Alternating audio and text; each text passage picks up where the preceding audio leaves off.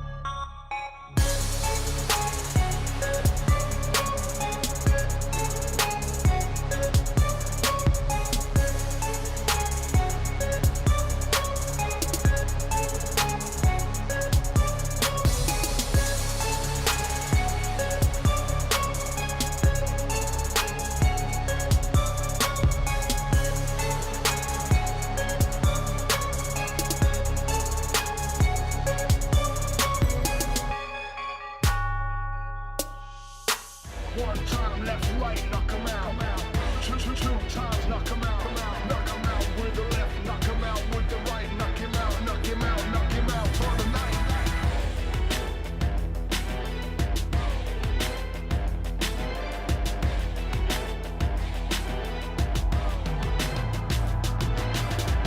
One time, knock him out. Two times, knock him out. Knock him out with the left, knock him out with the right. Knock him out, knock him out, knock him out for the night.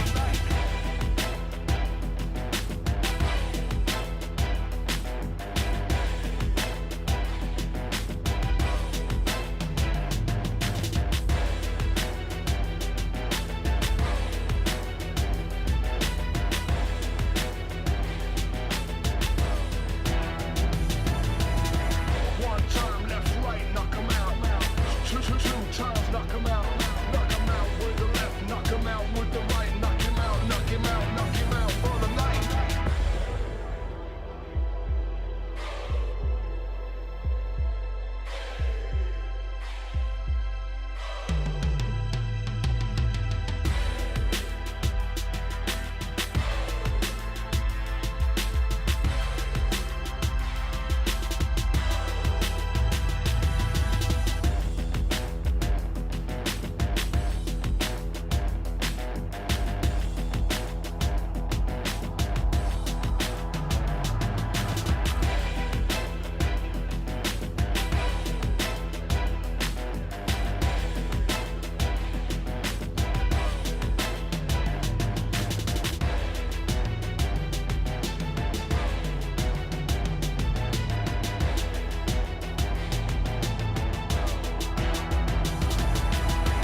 One time, left, right, knock him out. Two times, knock him out. Knock him out with the left, knock him out with the right. Knock him out, knock him out, knock him out for the night.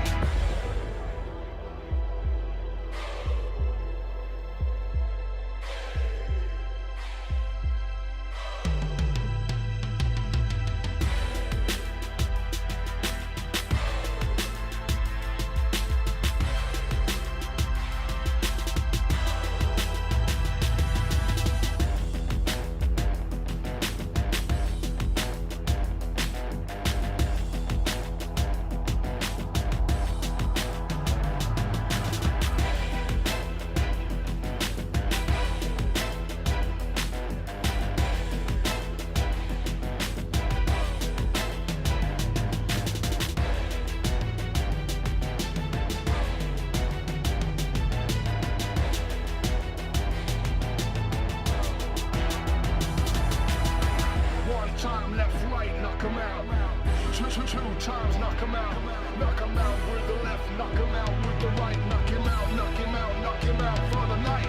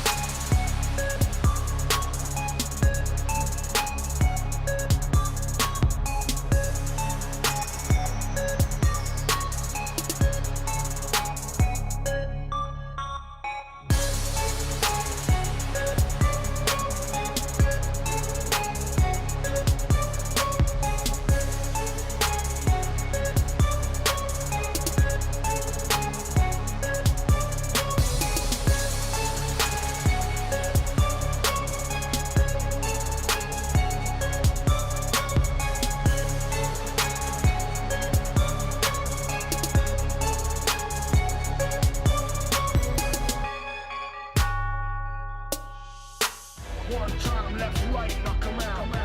Two times, knock him out.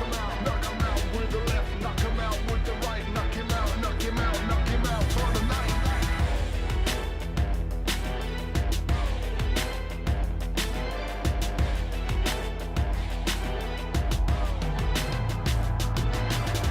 One time, knock him out. Two times, knock him out. Knock him out with the left, knock him out with the right. Knock him out, knock him out, knock him out for the night.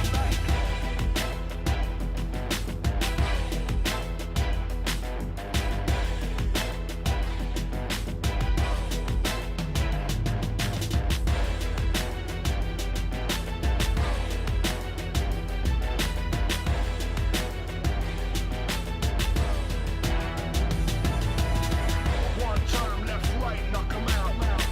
Two times, knock him out. Knock him out with the left, knock him out with the right. Knock him out, knock him out, knock him out for the night.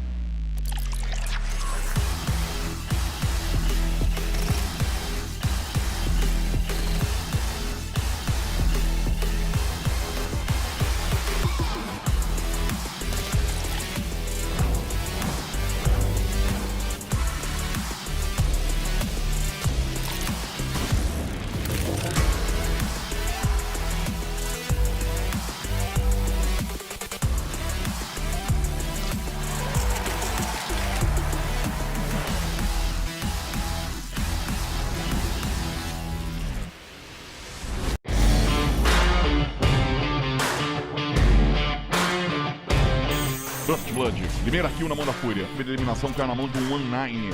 Ali vai tentando rastear! Squad Wipe da Fúria pra cima da Team One.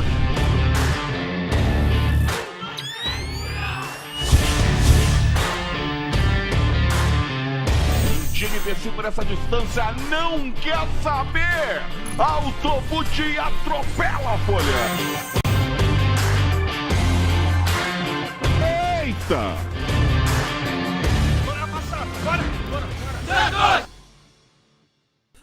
We are live in this wonderful Sunday of lots and lots of Free Fire action coming up for you in the LBFF Season 5. The Brazilian Free Fire League is on its way, and I'm Marcelo Fiorentini, and by my side, my co-pilot, Carol Bombshell, will bring you lots and lots of insights and lots of action for this Sunday. Have you had your meal already? Have you lunched? Are you with your stomach full of food to take all the action coming in your way? Carol, did you have your lunch? How are you doing, my girl? I'm doing so good today, and I came with my stomach empty because I want to have this meal of Free Fire Brazilian League here today, because things will get very interesting to watch, Marcelo, because seems like Corinthians will come today. Is that right? Yeah, Corinthians is coming back to action today, and they want to take back the lead from SS Esports, who took the lead yesterday and will not be playing today, as we are going to see in our schedule that's coming up for you guys. We see groups A and C going at each other again in this Sunday, with Fluxo, Los Grandes, Metagaming, Pen Gaming, Santos Real, and Vivo KEYD going against B4, Corinthians, FURIA, Netshoes Miners, Team Codasolid, and Team 1. And we still have much more for you guys tomorrow. Coming up on Monday, we have groups B and C, and then the face-off between Corinthians and SS Esports for the first place in our rankings, and also Loud, who is in the third place and getting closer and closer to those two teams. We will have got Unidas, INTZ, Loud, Nitroxx Top10, SS Esports, and Team Liquid, who had a great day yesterday against B4, Corinthians, FURIA, Netshoes Miners, Team Codasolid, and Team 1. This round, this whole week is mirroring the first week of action we had here. In the first week, we had teams from Group A dominating the standings. And Carol, do you expect that to repeat itself on this week? Yes, definitely, Marcelo. So I don't know about you, but I'm not gonna miss the games of tomorrow, because I wanna see SS going against Corinthians. But also today, it is the day of Corinthians to change the table again. And I tell you what, with 6 more matches to come, things will definitely get interesting to watch, especially because yesterday we start very differently. We had a Buia from Santos Rio, who had a really good day, so he's also very close of Loud. And let's check the players. Meanwhile, we say what our insights from yesterday. And as I was saying, yesterday we started a very good day with Santos having a Buia and worrying a little bit of Loud and SS. We see that Corinthians players have had lunch. We see a full stomach here in Corinthians gaming house, right, Carol? Yes, definitely. But please continue. I interrupted you twice in your insights for the day. And look at this, guys. Team 1 and Team Codasolid and FURIA is coming today. Definitely, they will come very fast and furious. And also Netshoes Miners, who had a very great weekend last weekend.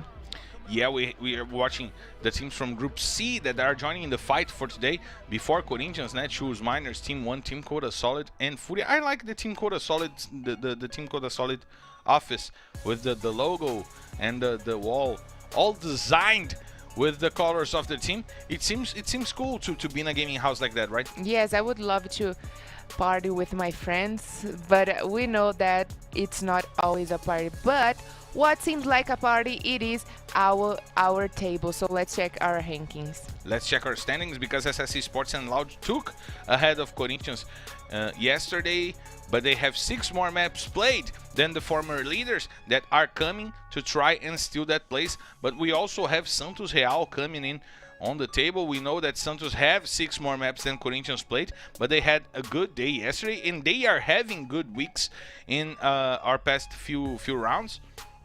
and they are trying to reach that select group that is fighting for the first place.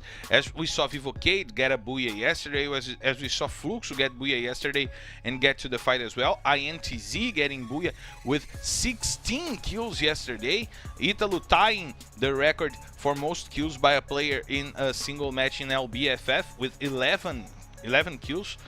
And Nitroxx Top10, the surprise, is coming up from Serie B on the 8th place. And Los Grandes finally getting a breather, but still not on that first block that ends with INTZ, I'd say, right, Carol? Exactly. So let's see what Fluxo will bring for us today. Is Vivo KEYD, who also were not having great moments, especially in Bermuda, was having this confrontation against INTZ. So let's see if today it's going to be a good day for them to get back in the game. But talking about back in the game, meta game, it's also back in the game after loss of 16 points for the skins of the ice that is not that is prohibited here in Free Fire Brazilian League. So they all the players and teams should pay attention on that. So let's see if Metagame will also keep it up with the good game from yesterday.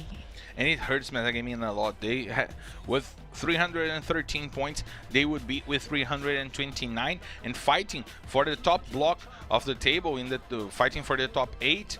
And that hurts Metagaming because they are having a good season. They are getting constant results. They are getting their points in each and every map, and that hurts a lot. But what hurts even more were the weeks that Team Liquid played so poorly, since we saw them yesterday having an amazing day, leading the scoring points for the day yesterday and reaching the 13th place. Despite all the good results, they left the 17th place and got to the 13th place. Exactly. So things today will get very interesting. Like I said, I keep saying that because I'm very interested to watch all the matches that's going to happen today, and I can waiting for our first map in Purgatorio. But looks like we have some arts to come. We have some standings for you guys to watch. In the fastest triggers in Free Fire, the teams with the most first bloods in the season, and Santos leading probably because of the positioning that Santos is used to taking in the beginning of the matches, trying to control the center of the map and maybe engaging into fights with teams that want to take that spot from them, right, Carol? And also FURIA, that have been really good in Kalahari this season as well. Since the last season, they are very good, and surprises me to see God Unidas also have the first blood. But remember that they got the first blood in the first day, first week, first match of Free Fire Brazilian League Season 5 over Metagame. So yes, they are really good. And we have also to talk about the first blood and the quickest first blood for the season. Time of the quickest first blood coming from Santos because of the position, like Marcelo said, and also the one that took longer time to happen, that comes from Esports with 11 minutes. And the player with the most first kills is Rush from Santos. He owns his name, Rush, and he goes over some of his opponents, and it shows a little bit. We saw Santos and before on the screen, and maybe that confrontation that happens usually between Santos and before makes the teams go to the top of the rankings, right, Carol? Exactly. And our rankings is very tight right now, so today Loud and Esports are not playing, and it is a great opportunity not only for Corinthians, that I'm pretty much sure in 6 matches we have already watched their game, and they are very competitive, they are very aggressive, and they will come to take the first place again. But Santos is playing here today, and I'm pretty much sure they will also have this close competition against Loud and Esports. Esports, who scored 50 points yesterday, getting to the first place with 400 points, but Corinthians is right behind them with 388. But we saw the quickest triggers in LBFF Season 5. We saw Rush over there, so we have a little more to talk about Rush with you guys, so please stay tuned.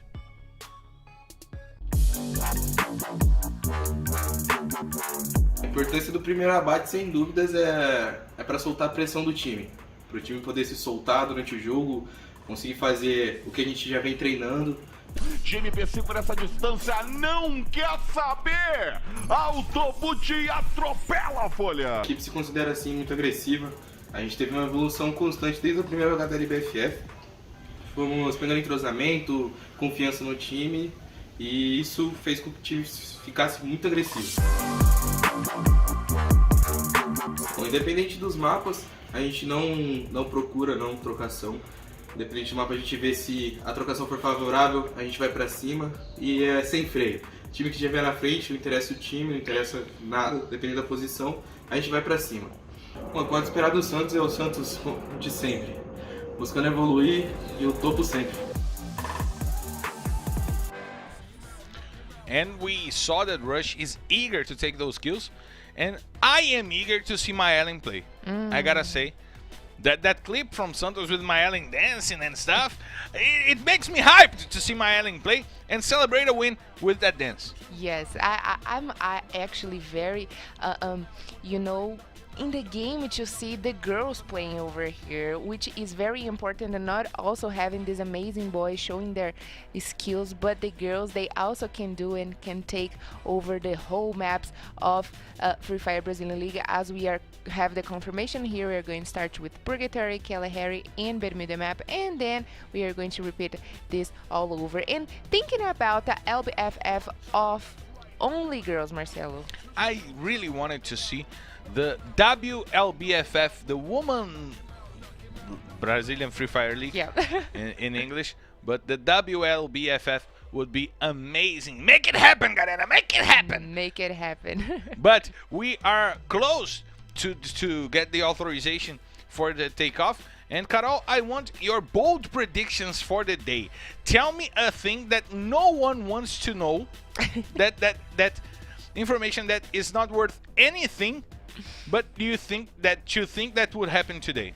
Okay, something that I would definitely think that will happen today, because we have the informations going on in our groups of the live. So I think FURIA will come definitely fast and furious today, because I have checked out the practice during the week and they have been doing so good. And also one thing that everyone knows, but it has to be told, is that B4 and Santos are playing together today. So maybe B4 in the past matches they decided to change their drop call, but maybe today we are going to have a first battle again against B4 and Santos. Oh, I hear something. Is it interference? No, it's my control tower saying that we're clear to take off, so let's hit the skies! Ladies and gentlemen, from the flight R11D1, heading straight to Purgatory. This is your Captain Marcelo Ferrantini, and by my side, my co-pilot Carol Bombshell invite you to loosen your seatbelts, fasten your boards, because it's time to drop, Carol! And we already have fights going on! Oh my God, Brasilia is crowded! Team 1 before metagaming, Netshoes Miners, Corinthians coming over to Brasilia. We see Zenak over there. No. Oh my God, what's going on in Brasilia? But we have never seen Team 1 over there. They went to Fields, Golf Course, MT Villa, Quarry, but never Brasilia. So I'm thinking Protests happening in Brasilia! Yeah. Protests happening in Brasilia right now! It is very crowded neighborhood of Brasilia, and probably gonna have this fight against Metagame and Netshoes Miners, which we have already seen. But Metagame is coming for Netshoes Miners. Metagaming is coming for Netshoes Miners. They know the usual drop call for Netshoes Miners. They have the information, and now they see Netshoes Miners taking off from Brasilia, trying to play the safe game and go for the late stages of the game. But they have to know that there are 3 more teams coming up in Brasilia, Carol. 3 teams coming in Brasilia, which we already know that is Netshoes Miners, Metagaming, and We saw Team 1. Santos. No, it was used to Team 1 come. before, and Corinthians coming up. Okay, but Santos yesterday. Yesterday they had Brasilia. They had in Brasilia, but right now we have to worry about what these teams are going to do, because I know they have plan Bs, and probably in the next map of Purgatory, some of them will change the drop call. But I'm asking myself, what is the game for Team 1 right now? Because they are in the bottom, so maybe they will start a little bit more aggressive, coming for the kill points, and I definitely want to know what they are up to. I want to see, indeed, Team 1 playing the more aggressive game, but Santos yesterday played the Brasilia drop call twice, and they had a Booyah playing that drop call and sticking to Brasilia up to the end of the game. And they changed that drop call probably because they saw 4 teams going over and Corinthians getting closer. So they knew that it wasn't their crowd over there. They would have to win over a tough crowd. And they chose to leave. Could it be a last-minute adjustment from Santos? Well, we have to think about that yesterday was a different group, was Group B. And right now it is, again, a different group. So the strategy goes the same for each map. So if Group B has teams that don't go to Brasilia, I will choose the Brasilia call. But if there is in Group C teams that go to Brasilia and it is very crowded and there's no way for me to go to Brasilia, I will go to my second favorite drop call and change my strategy for me not to get damages in the early stages of the game. So maybe that's what Santos thought of, but we probably are not gonna watch this strategy of them in the middle of the safe zone in the beginning of the game. And probably knowing that Metagaming and Netshoes Miners always go to Brasilia, they took off, right? Exactly. A studied change. Yeah, and Metagame was the one that got the first blood over God, and as we are watching stuff from them from yesterday and already knowing that they are not avoiding any battle, and seems like they came for Netshoes Miners, who Netshoes Miners decided to take off and not engage in this early fight, we know that Metagame is no joke here today. Yeah, Metagaming is coming with the knife in their mouths, but Pain Gaming can be joining this party over there, and they will get targeted by Metagaming. Metagaming is eager to get some kill points. We've seen that they're trying to reach the top of the table, even though they lost 16 points. But look at before and Pain Gaming getting sandwiched between Metagaming and before. However, they have the sites open for both sides. They can get information on both sides, Carol. They can get the information on both sides, and as they should, because there is not only one team over there. And right now it is also the time for the teams already figured out what is going to be the next safe zone, which I will predict it right now. It's going to happen a little bit in Brasilia and campsite, and maybe a little bit of fields. And now we see the confrontations going on.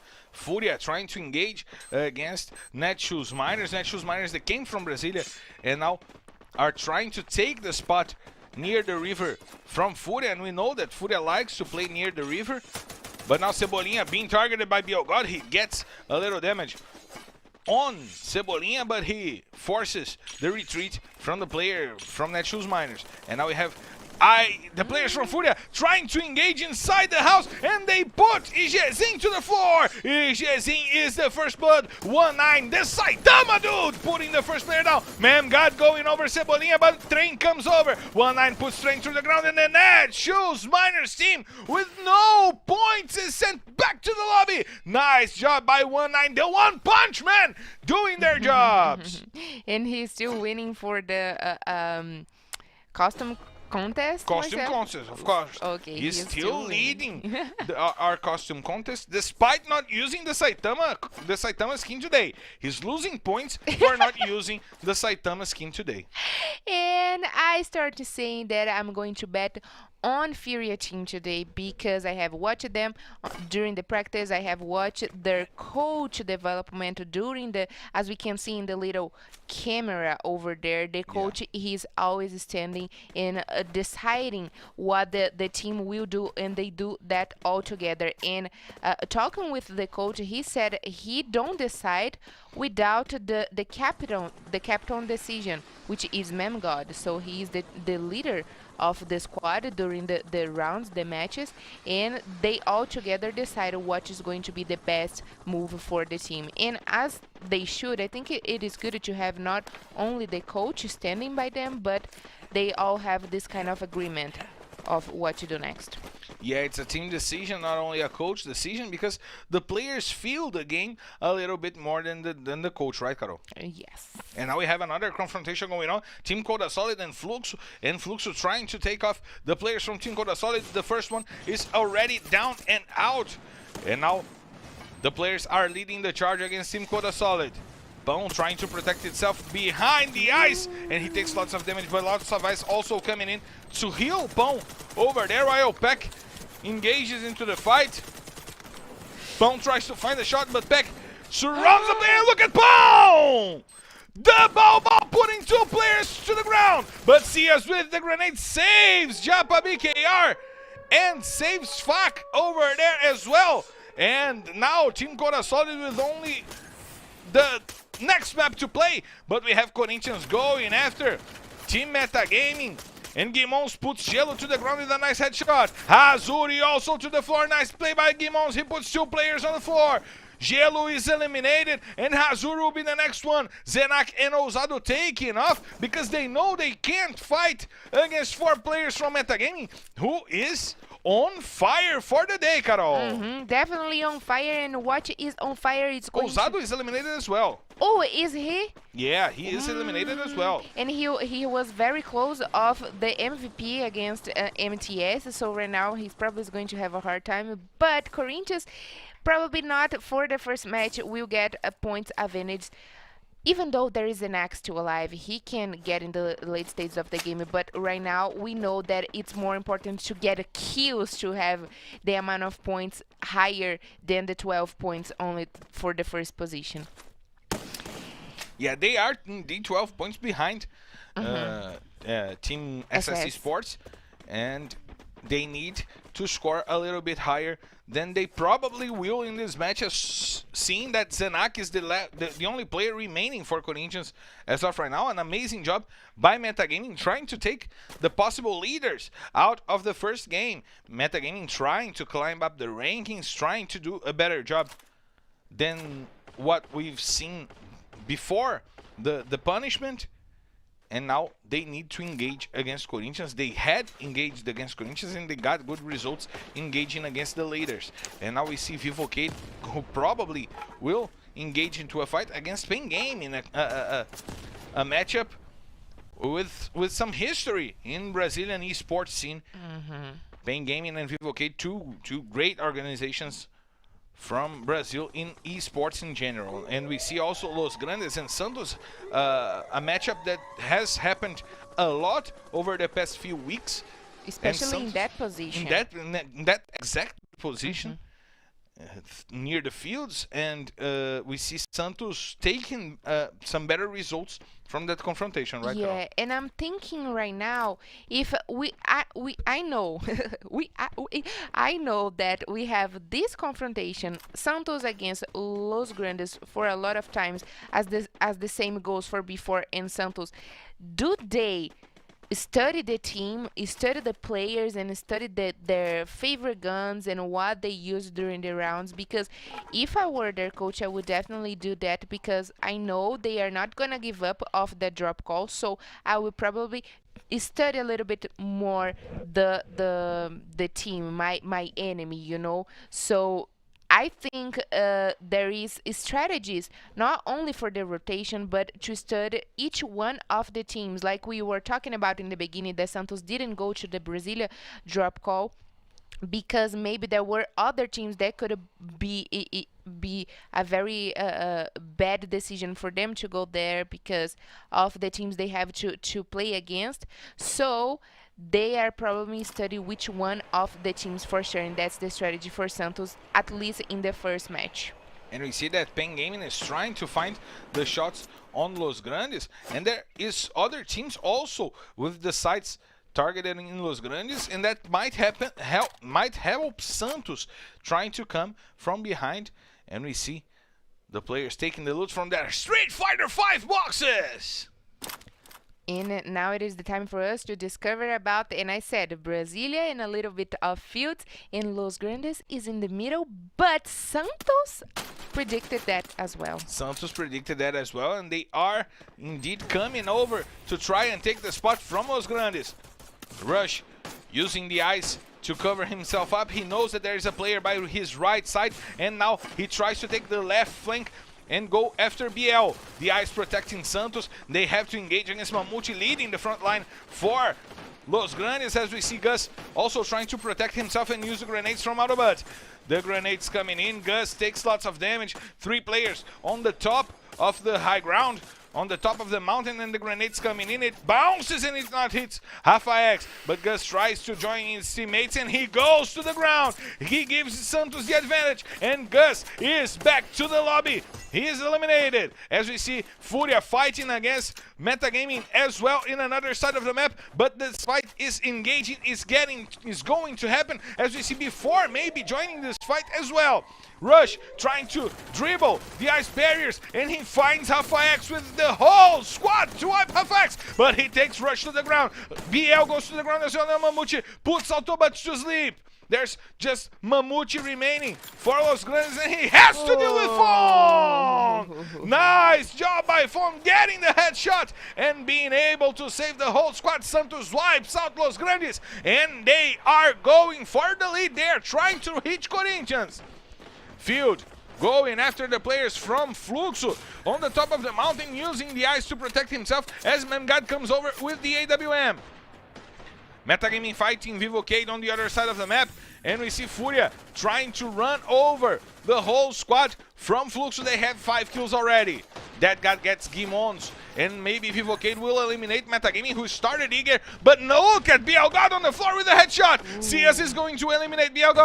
Memgod also to the floor. GodQ gets the headshot, puts Memgod to the floor with a nice flick shot with the AWM. Japa BKR trying to lead the rush. He's with the Bao. He knows of the placement from Field over there, and he tries to contour the ice, but look at what Fuck did. Fuck got the player from his own team over there, and Japa BKR puts Memgod to the ground, and FURIA is wiped out, and they're back on the lobby. Cias being revived by Japa BKR, by Fuck over there, and a nice defense of position by Fluxo, Carol. Yeah, and even though they went all back to the lobby, I think that's exactly the thing that FURIA should do, because they were seeking for a position, a better position, and they had to come for one of the teams. Unfortunately, Fluxo team got a better performance right now and send all of them back to the lobby. And Fluxo already with 8 kills in their pockets. If they get the Booyah, that will be 20 points for them, and they are in the bottom of the first block of the standings, and that might get them to go back to the fight for the lead of the rankings, as we see Team 1 coming over, where Santos is trying to take their position, and we might have another fight going on, as we see Vivo KEYD also going after Pen Gaming, and Fluxo going after Vivo KEYD. Vivo KEYD got into a triple fight, Corinthians getting over there, and now Zenak was killed and Corinthians was sent back to the lobby. Before and Santos, the rivalry happening by the edges of the safe zone. We see Santos with a better position, playing the top-down view, but they might be surprised by Team 1 on top of them. We see Lobato, Juan, and R7 using the negative from the mountain to try and find the players from Santos, as they will engage as well with the players from Team 1. VTRX trying to find some information. He heard the gunshots, but now Santos with the better positioning, as do FFX, needs to try to find some information. He could drop a grenade over there. Imagine he dropping a grenade over there. He would do definitely a slaughter over before team. But now we see Rush trying to find the better placement for Santos to leave that spot, and without being targeted from below by B4, and without being targeted from above Team 1. that is standing on top of them, and before rushed to the center of the safe zone, and we see Santos, Team 1, before, and Fluxo, the 4 teams remaining for the last safe zone.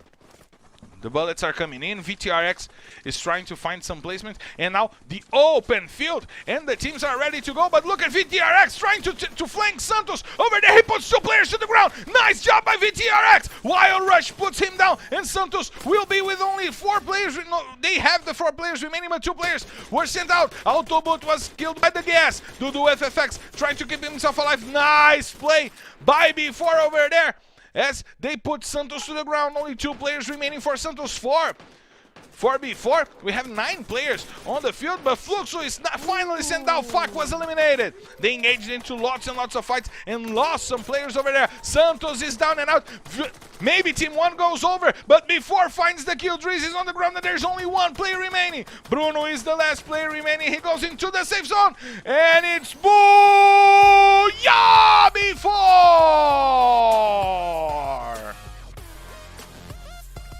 Playing the safe game, choosing their fights. They dropped in Brasilia, but they were hidden in Brasilia up until the end of the game. A nice play by Before, and they get their 6th Booyahs, engaging and trying to approach SS Esports in the lead of the Booyahs with 7 Booyahs. The guys from Before are once again celebrating, Carol. Yes, indeed, their 6th Booyah, and Before they start the day in the 5th position in our standing with this amazing Booyah with great positioning, and in the late stage of the game they were very well positioned, and we didn't see much of them only in the beginning where they went to Brasilia, but that's the strategy that's been working very well right here. Wait until the late stage of the game, get a better position. If you can the best position in the finals, and get the Booyah. But talking about Booyah, Before, who got the Booyah, is in the 2nd place right now because Fluxo team got the best results with 18 points. And the MVP for this first match was Cias. And Cias, what he's doing with not only the grenade but with the carapina, the Bao, the shotgun, and the Bao as well. I mean, it is definitely amazing. He is doing an amazing job. He was on the top killers for yesterday's games, and now we see Fluxo and Before getting lots of points. Santos also getting good points, and that might lead Santos into the fight against Corinthians, against Loud, against SS Esports. Santos might be joining the party over there. Vivo KEYD with nice 10 points, trying to remain on the fight, and we see that Corinthians scored only 5 points. They are 7 behind SS Esports right now. But Netshoes Miners, Team Codasolid, and Los Grandes once again with bad results. The Team Netshoes Miners is one of the teams that we are seeing some kind of a seesaw as well, playing good games, playing bad games, and no points for them in this match. But I just want to give a big shout out to the Team 1, Marcelo, who is in the bottom of our table. They are definitely in the relegation zone right now, but they are trying to keep it up with the game. And let's check our standings, because I want to keep talking about how good was the start of Team 1, that probably in the by more 3 maps, 4 maps, they will get at least great points to reach God Unidas and maybe get closer of paying game. But well, good start to Team 1, who also positioned themselves very good to the late stages of the game, trying to leave that last placement on our table. But look at Metagaming reaching the 9th place because Los Grandes scored only 1 point, and they are getting back to the left side of the table, as we see Corinthians taking the position from Loud as we expected, and Santos getting close, only 3 points behind Loud. They are in the fight as well. Vivo KEYD getting to 374 points, Fluxo getting to 374. Now we see 6 teams fighting directly for the top of the rankings, right, Carol? Yes, exactly. Fluxo, Vivo KEYD, Santos, Loud, Corinthians, and Esports. And I tell you what, by the end of the day, that's my bet. Fluxo, Vivo KEYD, and Santos will definitely take the spot of Loud, and they will have this personal confrontation. So one thing is for sure, that maybe Loud will end the day in the 6th position because of the closer amount of points between those teams, Santos, Vivo KEYD, and Fluxo. And you gotta talk about the fact that Loud will be playing tomorrow, as Santos, Vivo KEYD, and Fluxo will not. So it's nice for those 3 teams to try and score the most points they can to maybe get a little bigger gap on Loud that prevents Loud from taking the placement tomorrow, because if they don't score good points for today, Loud will come back to the top of the rankings on the top 1, 2, or 3, right? And talking about good points, great points for metagame that started yesterday on Saturday in the 4th position, in the access group position. They are now back to the top 10. They went all the way to the 9th position, and I'm pretty much sure, Marcelo, we can wait and watch great things from them, especially in Bermuda map, because we know there is the map of metagame. That is the map of metagaming, but the next map is Kalahari, a map that FURIA likes very much, and a map with some fights that we are used to see in between the map, the teams from those groups, Santos and before. Will that happen? Well, before, in the last match of last week in Kalahari, before changed their drop call. So let's see today if before came confidence to take the place of before, especially because they already start with the Booyah, Marcelo. But there's something we need to say on the last Kalahari map that happened between Santos and before changed their drop call and finished in the 12th position. Yeah, because even though you have the plan B, a second drop call, you have to study, because they were so confident in the refinery, which makes them a little bit comfortable in the refinery, you know.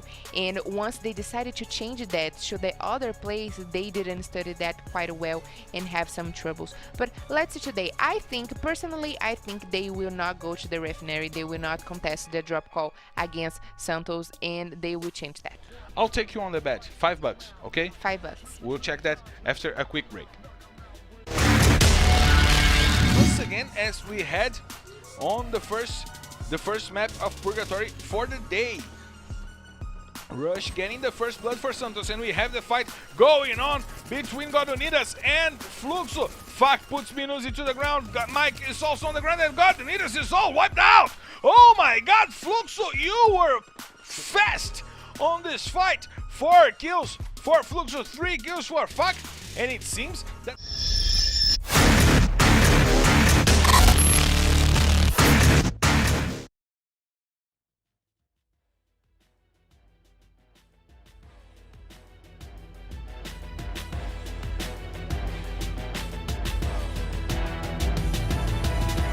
One time left, right, knock 'em out. Two times knock 'em out. Knock 'em out with the left, knock 'em out with the right. Knock him out, knock him out, knock him out for the night.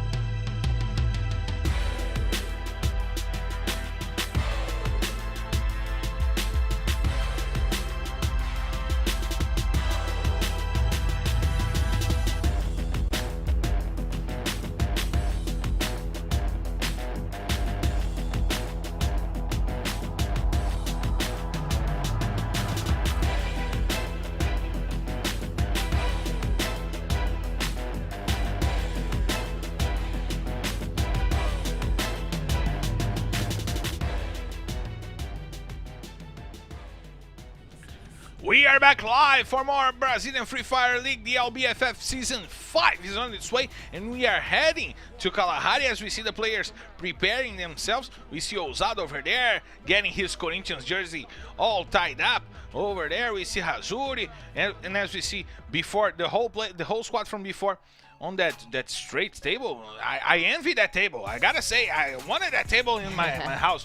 What a nice table. And we see Netshoes Miners also with a nice table. FURIA with the maps on the table, all organized, and Team 1 all focused. The guys from Team 1 focused. They need those points to improve on their rankings. Did you hear something? No, before I hear something, Marcelo, I have another question for you about the game house of the guys. We talked yesterday about the light, you know, and today we have different kind of tables. Yeah. Which one works better? For me, Yeah, before. the one. The long tables. Okay. That I can set my computer, my television, the food plates that I leave on the table after I dine, the 374 plates of dinner that I forget to take back to the kitchen, but never mind that. It's just something that I need to improve on myself. But what I don't need to improve is my hearing, because I was indeed listening to something, and that was the control tower telling me that we're clear to take off. So let's hit the skies! Ladies and gentlemen, from the flight R11D2 heading straight to Kalahari. This is your Captain Marcelo Fiantini, and by my side, my co-pilot Carol Bombshell invites you to loosen your seatbelts, fasten your boards, cause it's time to drop Carol! And I lost $5. I just won $5 because before, indeed, they are not coming for Santos and contesting the call of refinery, and I'm $5 richer right now, guys. But anyway, we are straightly going to the B4 team because they have this close competition with Santos. But Marcelo, do you know who is the best team in Kalahari this season? The best team in Kalahari this season, starting the day starting yesterday was Corinthians or Corinthians, right? No, the best team in Kalahari, it is Fluxo team. Fluxo team. Fluxo team, they already got 3 booyahs in Kalahari. Only in the map of Kalahari. And they are doing a good job in Kalahari indeed. We had FURIA last season having a blast in the desert, but we see that this season is Fluxo's, right? Exactly. So Fluxo team, it is the best one to have the best development and performance in a Kalahari map. But we were talking about the performance of before, because last week they changed their call. They didn't went to the refinery map, and they end up going back to the lobby in the bottom. So today, what is this expectation for before? I liked the style of game that before chose to play today. They are not going to be the they do not want to be the top killers, but they want to be the leaders in the rankings. And I think that that is a more constant way of getting points. When you play the safe game, you will always score some points because you will wait for some teams to get wiped out, and you automatically get points. Yeah, and like I said, even though you have your favorite drop call, you need to have a second option, a plan B, and that's gonna work right now for Ping Gaming and Netshoes Miners. And Kaique is already on the floor, and maybe he will be the first blood. Cebolinha trying to find the shots over there, and he is the first blood. Cebolinha gets the first blood. And now Ping Gaming has also Leao on the ground. And Stick is going over there to try to help him, but look at Cebolinha trying to find the shots. He gets some warning shots to the tower, but now he tries to break the ice, but Leao was saved, and Leao is back to the floor. Ping Gaming will have a tough time saving Leao from the shots from Netshoes Miners, but they could get it done, and now Leao is safe and sound. The safe and sound. It's safe and sound. Safe and sound. Some karaoke happening over here, but look at Rush from Santos. Rush fall He for his fall. death from the refinery over there. But I gotta say, Carol, I talked yesterday about how Kalahari reminds me of Mario Kart 64, actually. And the song from Kalimari Desert, the stage from Mario 64. is always in my head. It's toot, toot, toot, toot, toot, toot, toot, toot, toot, toot, toot, and there's a train going over. It's a cute map. Okay, but I'm used to the other one. Dun, Seven dun, dun, dun, dun, dun, dun. We're seven sounded. We're seven sounds. A lot of trigger for Marcelo. Sound. But that triggers me further than you can imagine. I'll tell you on the break. I'll tell you how that triggers me. But now we see Netshoes Miners trying to take Netshoes Miners, Pain Gaming, Santos, Team 1, Metagaming, all surrounding the refinery since they know that Santos will be there, and probably the teams will get themselves closer and closer to refinery because that could be the last safe zone, right? Yes, but actually that's the whole point, and that's because Santos decided to keep contesting the refinery cow because it is the center of Kalahari and got the best top view, but also they have to spread out their team players to get the best of the best position and defend the call. But right now, who got the best position, in my opinion, it is Fluxo team, FURIA, and before they are closer of the centers, but also Netshoes Miners. So if they decided to rotate a little bit closer where the danger is going on right now, they will have the game in their hands. And Santos already putting a player from Team 1 to the floor.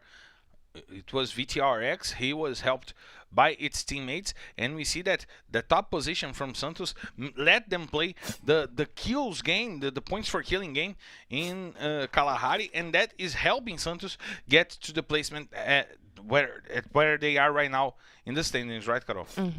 And talking about standings, Marcelo, FURIA can be the third team here today to reach the mark of 1,000 kills. So, guys, let's keep an eye on that because FURIA is very close. FURIA is close indeed.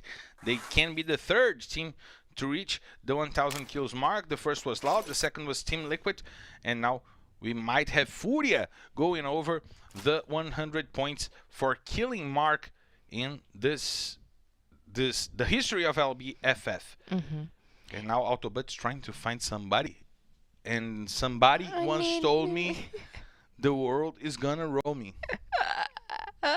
Marcelo. You can't not get triggered by the song. No, that's Somebody once told me the world is gonna roll me. I ain't the sharpest tool in the shed. She was looking kinda dumb with a finger and a thumb in the shape of a nail on the forehead. And he don't stop coming and he don't stop coming. And now you have to be an English rap god to sing that part of the song.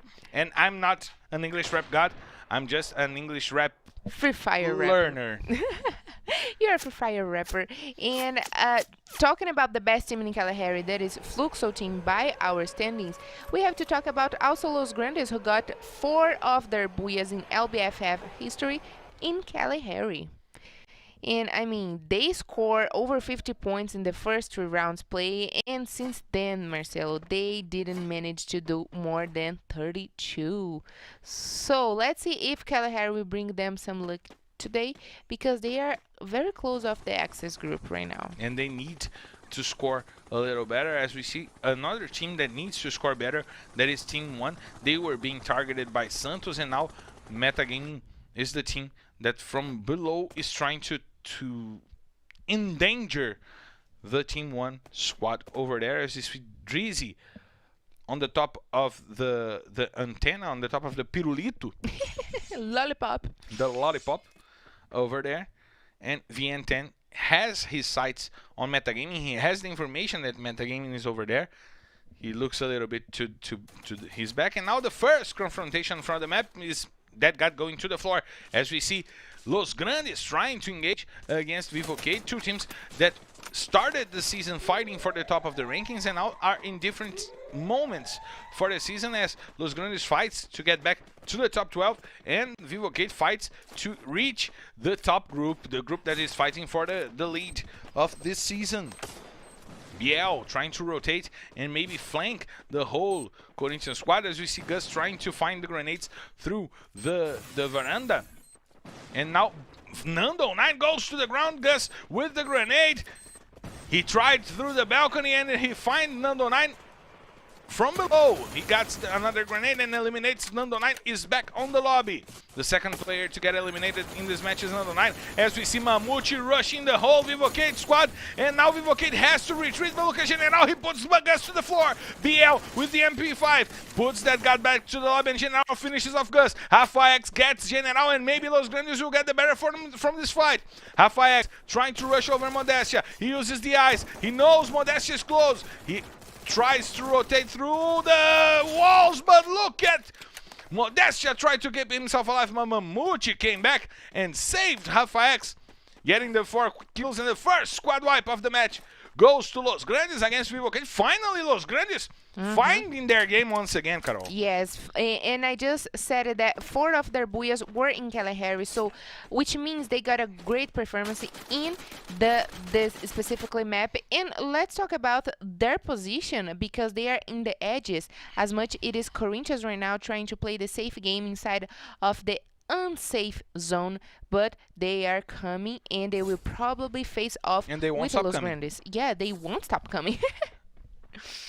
They don't stop coming and they don't stop coming. I love this song. All Star is an amazing song. But now you see Mamute that has the information that Corinthians is coming, and maybe, just maybe, he will set a trap. He will set some danger for Corinthians over there.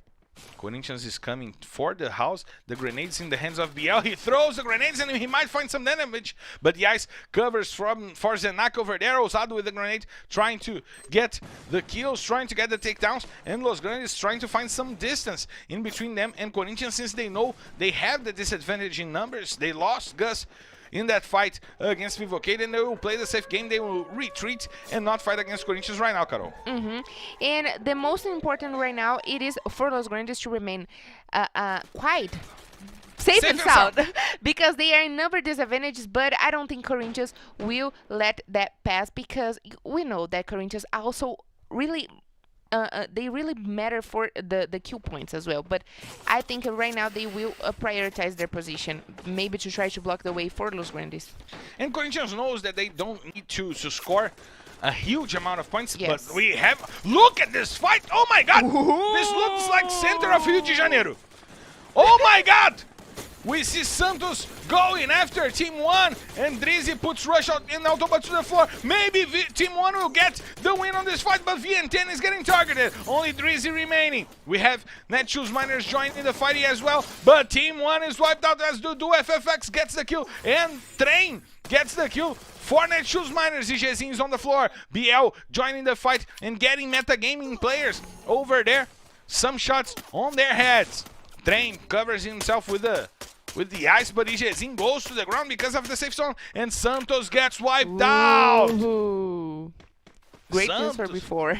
Great things for before, definitely, but Netshoes Miners also getting some points and getting position. The placement for them is a little better right now, since Santos was coming from above, and now they can fight the top-down gaming, right, Carol? Yes, they cannot find the top-down game, and that's sometimes doesn't work in the Kalahari map, especially because everything that goes up needs to come down, and we know if you take a long time to come down, you're gonna find yourself in a very serious trouble, because these guys also, they are waiting for you. And now Fluxo fighting against FURIA once again. We saw that fight happening in the last match, but look at Cias going to the floor.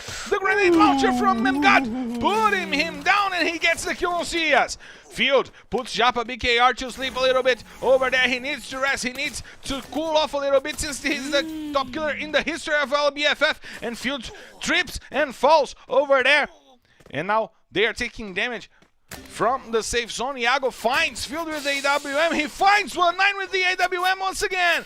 Mamute puts Gimons to sleep. BL also puts Trax, but Metagaming is getting the best from the fight. Iago getting kills, and Los Grandes is wiped out. As we see Fluxo Fac getting the kill over a player from FURIA, and Metagaming with only 2 players now have to resist Corinthians coming over to try and run over them. FURIA gets back to the lobby in the 6th place. Corinthians with 2 kills are engaging into this fight against Metagaming. Only 5 teams remaining.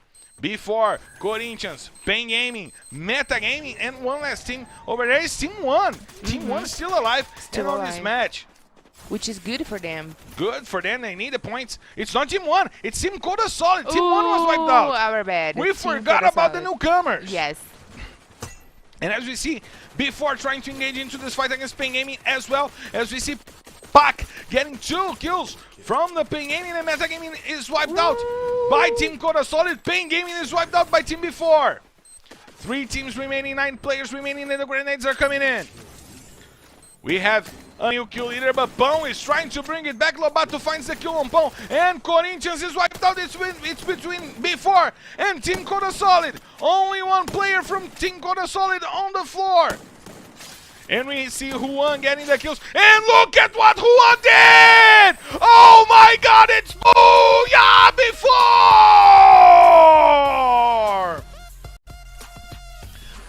Clutch play by Juan! The last player remaining by Before! He fought the whole Team Codasolid by himself, and the Bao Bao was singing. The Bao Bao was sending people to the floor, and Booyah Before they get 2 in a row, Carol. Double booyah for Before in the hands of the MVP of our last season, who won. So this new player in Before team specifically is helping them a lot. And I tell you what, Marcelo, if I would bet that Before not only going to the refinery but getting the booyah, I would get at least $10 this You would get time. $10. But well done for Before. They got the double booyah, the first double booyah. They started definitely with the right foot here today, and they are coming for the trophy, and they are proving that Santos, you guys don't bother us because we are strong and we got this. But let's see if in Bermuda Santos will come for Before. But look at the points from Before in this map. 20 points for Before, even though they remained still up until the end quiet and playing the safe game. When the safe zone was short, they got the shots. Iago and Juan getting lots of work.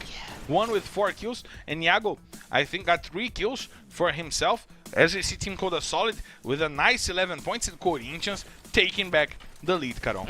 Corinthians definitely taking back the lead, which was not that hard for them.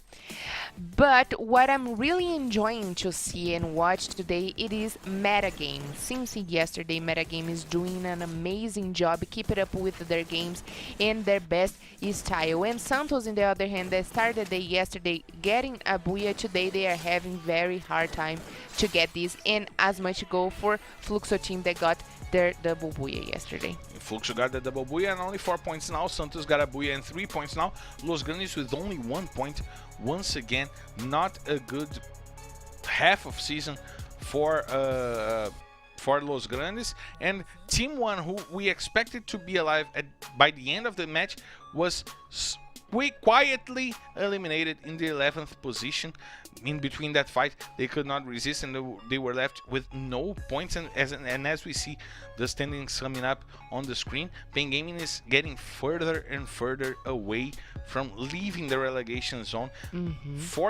42 points behind God Unidas, but we see Team Codasolid reaching the 12th place, and look at who left the top 12. Netshoes Miners. They are having bad results to begin the day, and Before got to the 11th place. They started the day in the 15th place. FURIA getting another rise in their classification, their qualification, their rankings, and Fluxo getting the points to get to the 5th place and take it from Vivo KEYD, Carol. And talking about Fluxo, I'm looking at Santos right now with 389 points in the next match. Obviously, if they don't go to the bottom, back to the lobby in the bottom, they will take the place of Loud Team for sure. But I just want to make a quick observation about FURIA team, that in this last round they reached the mark of 99 points for 999 points once again. 999, and once again we are stuck in this number. I don't know what about with this number, but in the next match probably will get 1000 kills. Will it be from Memgod? FURIA. Will it be Memgod? Will it be BL God 19 field? We don't know, but what we know is that Before they started the day in the 5th position, they are the 15th position, Marcelo. They are definitely climbing up in the table. And like you said, Team Codasolid, we cannot leave our newcomers behind because they are definitely doing an amazing job. And I got a great feeling also about Team 1. They are trying to reposition themselves in the game. They are getting a better strategies and getting more points. So let's cut them some slack because they are getting there. But Carol, I gotta say, as you mentioned, Team Codasolid, I am happy with the newcomers for the season with Yes, Team so Codasolid proud. and Nitroxx Top 10. I'm proud of them getting both of them in the top 12. Team Codasolid reaching the top 12 right now. Nitroxx Top 10, the only team with a triple booyah in the same day. So it's been nice to watch the newcomers, and we will have much more of the newcomers coming up as soon as we come back from the quick break that we're having. And you don't dare leave in your seats because we'll be right back.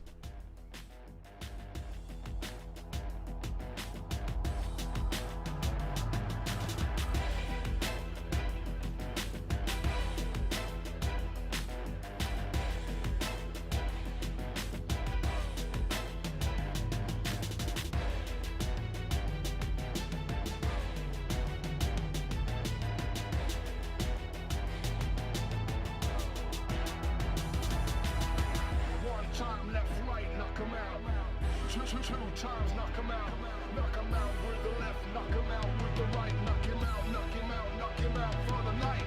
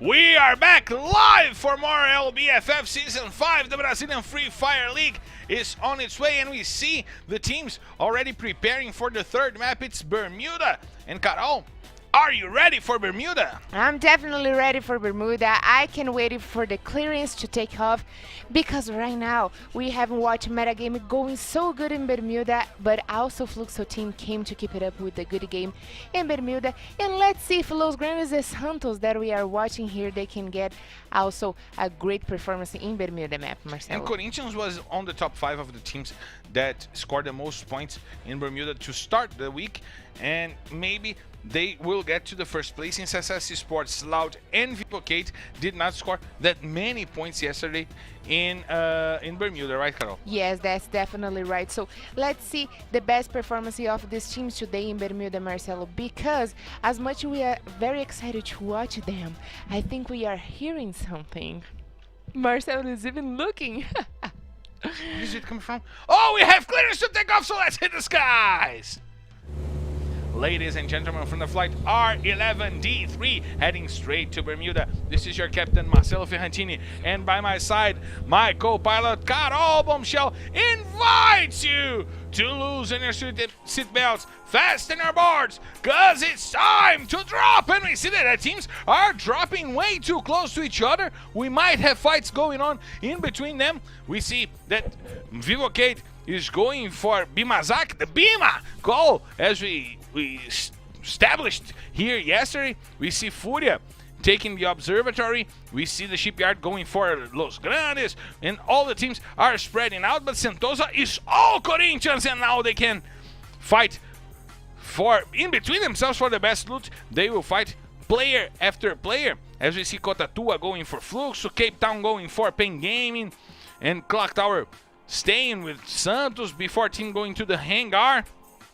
Team 1 getting the graveyard, and Mars Electric, also Poshinoki and Factory, are all Netshoes Miners spreading their players and trying to get to the better positioning and looting better. Maybe they will rotate straight to the factory since it's the most advanced post in this situation. They could get all together with Cebolinha and leave Mars Electric and then leave Poshinoki, as we see Santos and before once again going at each other in the clock tower. We may have the confrontation that we didn't have in Kalahari may happen right now in clock tower, right, Carol? Yes, and actually Santos' favorite drop call, it is in clock tower, and because they heard the feelings of before during the rounds in Kalahari, before came for them in clock tower for sure indeed. So let's see if before will come for Santos, which I doubt because they are playing a safe game today,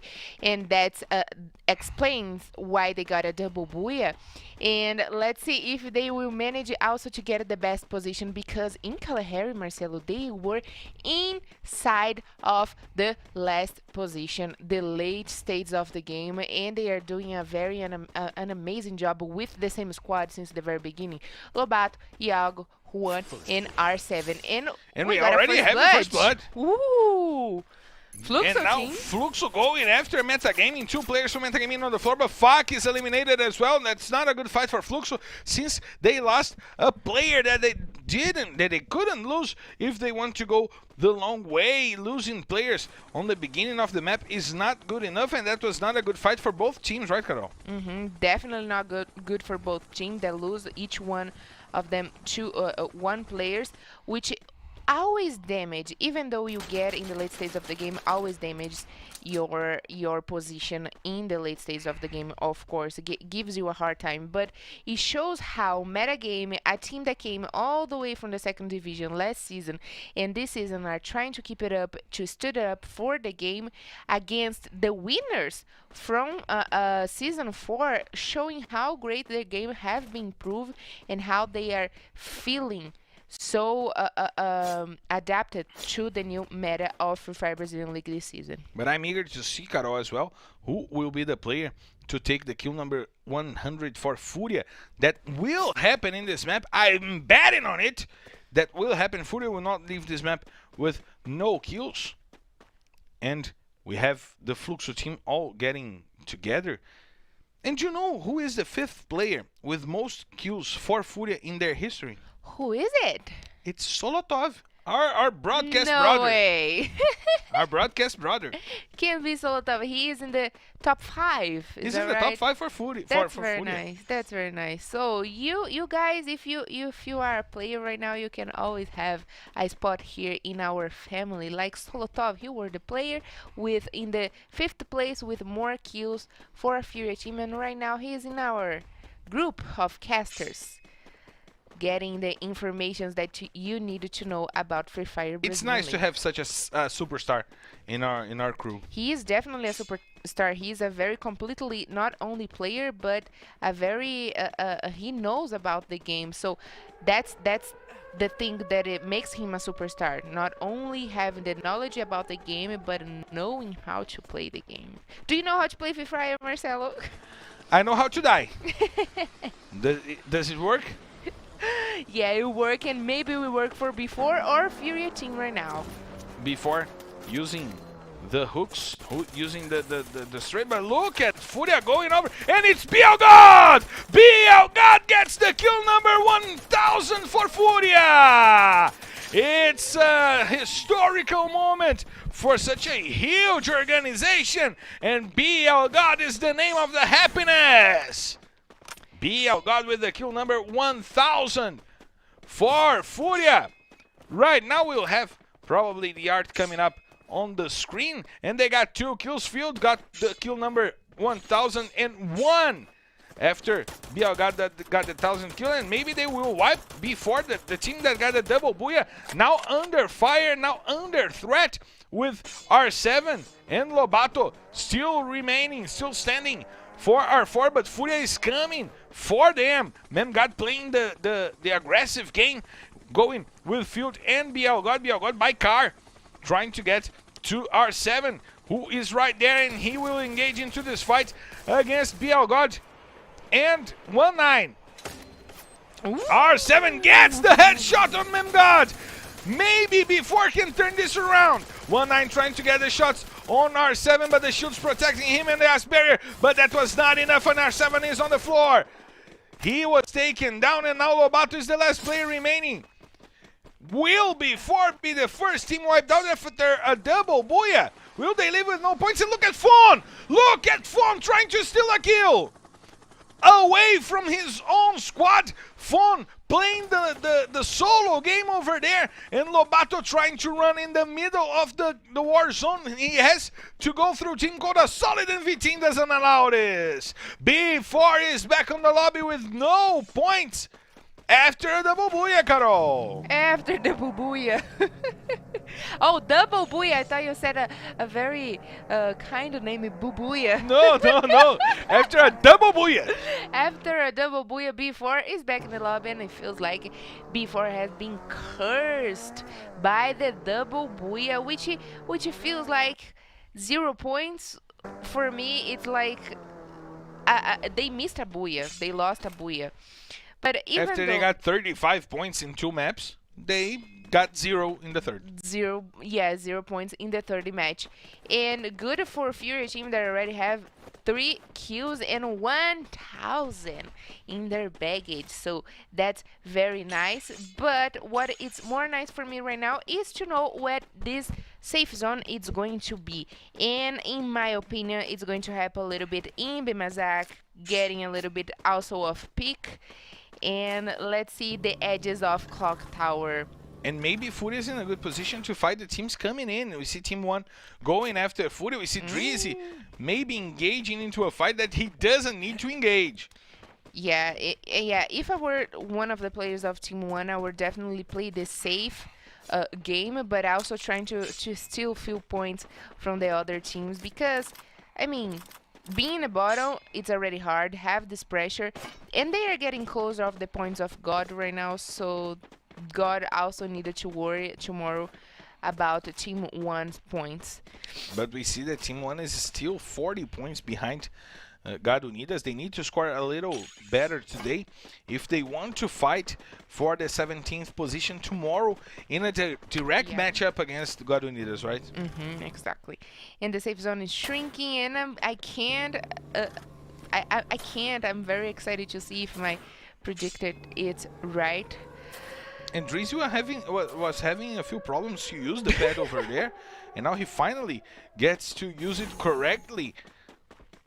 And the Team 1 is rotating through the observatory, and they will find it face to face against FURIA inside the danger zone, Carol. And I said about Bimazak, Peak, and the edge of Clock Tower. Maybe I should come back and also join Maelin to play Free Fire Brazilian League. You should. You should be playing. You should be dancing. Yeah. I'm musical today. He is very musical today. And I mean, even though we already have a squad wipe over before, which was the first team back in the lobby, things are a little bit slowly here in this map of Bermuda, right? And I find it interesting the rotation that Team 1 is doing, using the pads to circle the whole safe zone and maybe trying to enter the safe zone through the smaller gap in the circle and play the slow safe zone movement. Since the safe zone is a circle, the sides that are further from the center of the safe zone, they move faster. And in a matter of speaking, they move faster than the short sides, right? Yeah, but I can understand them. They are trying to find a spot where they think there is no teams over there. So of course they will avoid the middle, but they will try to understand the edges of the safe zone where they think there is no teams over there. But what we might see is two teams that are not trying to avoid no confrontation. Santos and FURIA on the edges of Bimazak Strip, now going for the fight. But look at Hazuri joining the fight for Corinthians and getting the kill on the player from Santos that was Rush. Corinthians with Ousado, Zenak, Hazur, and Gelo all over there. Is Gelo there? It doesn't look like, but Autoboot goes to the floor with a nice shot by Zenak. We see Ousado going for the kills, as we see Hazuri also going for the kills. And now they are joining the house that Santos is in, and the grenades are coming in from Ousado. Hazur getting to the front, getting to be the first player leading the rush, and we see Gelo over there as well. There is a player inside the house that Ousado is right now, and he's climbing the ladder. He's going for the face-off and trying to find Dudu FFX. He found Dudu FFX. He knows of the position, and now he knows that Dudu FFX left the house. He doesn't have any coverage. He takes half life in damage, but now he needs to regroup with his teammates. Fawn trying to cover for Dudu to move up to the better positioning, and Ousado gets the kill on Dudu FFX with a nice headshot. And now he goes after the players from Santos. Dudu is inside of the pipe, but look at Ousado, look at Hazur. Autoboot put Hazur to the ground, but he's the last player remaining for Santos. He's doing an amazing job, and Hazur gets the kill on Dudu FFX, and now he has Autobot healing himself, using the ice to protect himself. But look at Hazur. He gets the shot, and he gets the kill. Santos wipes out the whole, Corinthians wipes out the whole Santos squad, and finally we see Corinthians as we expected them to be playing today, Carol. And we have watched Corinthians' game style. They are always trying to prioritize the positionment in the late stages of the game, but they also having this advantage in points in the table makes them not to avoid any battles against the other teams. They don't avoid battles indeed, and who doesn't avoid battles as well is Fluxo team that is now joining the fight against Netshoes Miners. Or maybe they are indeed avoiding, and they are they just heard me saying, and they said, let's throw the caster, let's throw Marcelo, and they left the fight. Shut up. But they might engage into a fight against Metagaming, since they are sandwiched, and they are head-to-head with Metagaming. Japa BKR trying to use the double vector to put Lost to the ground. Lost uses his weapon to deal lots of damage to Japa, but look at Cias with the grenade! Go be Cias! Getting Lost, and now getting Drax to the ground. Fluxo now has open space to rush on the remaining Metagaming players, and Gibbons eliminates Japa BKR. He tries to keep their team alive, but Cias with the grenade and with the shotgun to put him to the floor, and Fluxo wipes out the whole Metagaming squad, but they are left with only two players remaining. They were the ones who got the kills on all Metagaming players since the first blood was from Fluxo on Metagaming, and Cias gets down to the safe zone. Fluxo is wiped out because GotKill also got to the floor by the safe zone. They didn't get points to any squads. Actually, it was Vivo KEYD.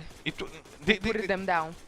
Vivo KEYD got the Vivo points? KEYD, yes, Vivo KEYD. The kill feed showed that it was the safe zone, but nice play so by They Vivo stole. KEYD getting points, stealing from the safe zone. Yeah. As Nando9 was looting from his Street Fighter 5 box, trying to get Ryu over there, trying to get some Hadoukens to play the late stages of the game. Imagine having a weapon that shoots Hadoukens. and little that makes the sound Hadouken, Hadouken. To all the Street Fighter fans over there, there it is, the again inside of Marcelo's head. Hadouken! Hadouken! And now we have Netshoes Miners getting wiped out by a nice play by Corinthians. Hazuri getting the killing spree, but now Team Codasolid going after Pain Gaming in the open field. The two teams fighting in the open, and Hick is the first one on the ground, but Peck is also on the floor. Vitinho used the grenade and put the first player down for Pain Gaming, but look at Leao. He's trying to get it. Look at Leao! Triple kill for Leao with the shotgun, wiping out Team Codasolid and giving a breather for Pain Gaming in the rankings. But Los Grandes, Team 1 and FURIA might engage into a bloody battle since they are too close to each other and close to the safe zone.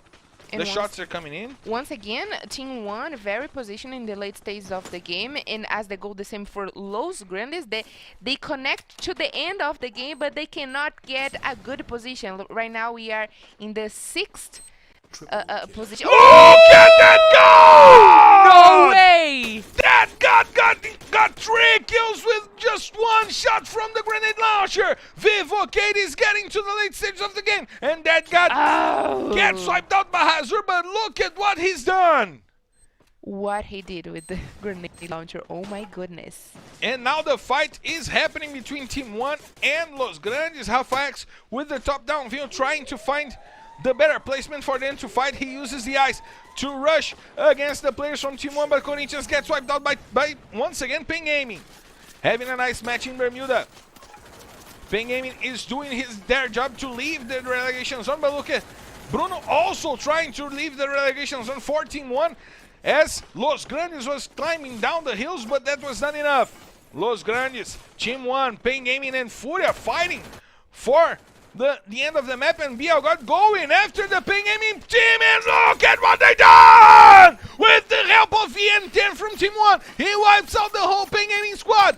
And now they go after Team 1 and they wipe out Team 1. FURIA has 8 kills, and now they have to fight against Los Grandes climbing up the mountain. Nice positioning from FURIA inside of the safe zone, and it's Booyah! FURIA!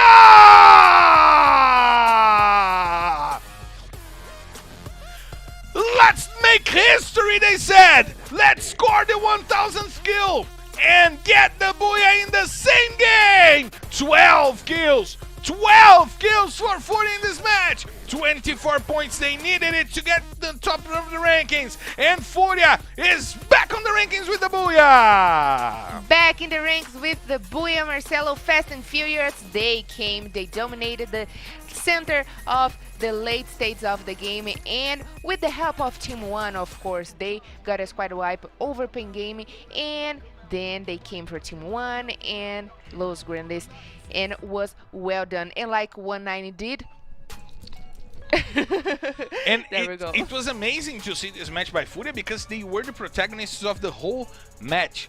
They got their 1000th kill. They set their mark in history. BL got getting the kill number 1000, and they were the only team who got the 1000th kill and got a good map after that, getting the Booyah. Yes, exactly. So yes, what well done and well played, and great amount of points, which surprises me to see Corinthians in the second place, because in the late stages of the game we watched Team 1 and Los Grandes and also Pain Gaming, but who took the points for the second place were Corinthians, still having this, and with Hazuri in the MVP with 6 points. And even though Hazuri is the MVP for this last match, we also have to give the shout out to BL God, who got the 1000 kills for FURIA, and Field, also from FURIA team, that completed the MVP for this last match. But as I was saying, Corinthians, again, Marcelo, adopting the game style of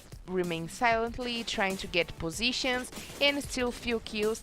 And right now we are seeing Corinthians in the top 3 again. In The whole second door place. strategy working for Corinthians Yes. indeed, Carol, as they got the distance that they needed from SS Esports as of right now, since they play together tomorrow. But Corinthians still have 3 more maps to enhance this gap over SS Esports. Nice play by the leaders of the rankings for this season, but nice play by FURIA, getting 23 points and getting the kills on Los Grandes, the last team remaining. But as I said, they were the protagonists for this whole match, for this whole map, getting to the center of the safe zone and holding their position against whomever gets close to them, right? Yes, exactly, and that's the spirit, right? So defend your position. And I remember the Loud did one Booyah the exactly same way. They were in the center, they were in the middle, and they split each one of the players to hit which one of the other teams that were coming. So that's the best strategy in the late stages of the game once you have the best position. And we saw the two main protagonists for this map.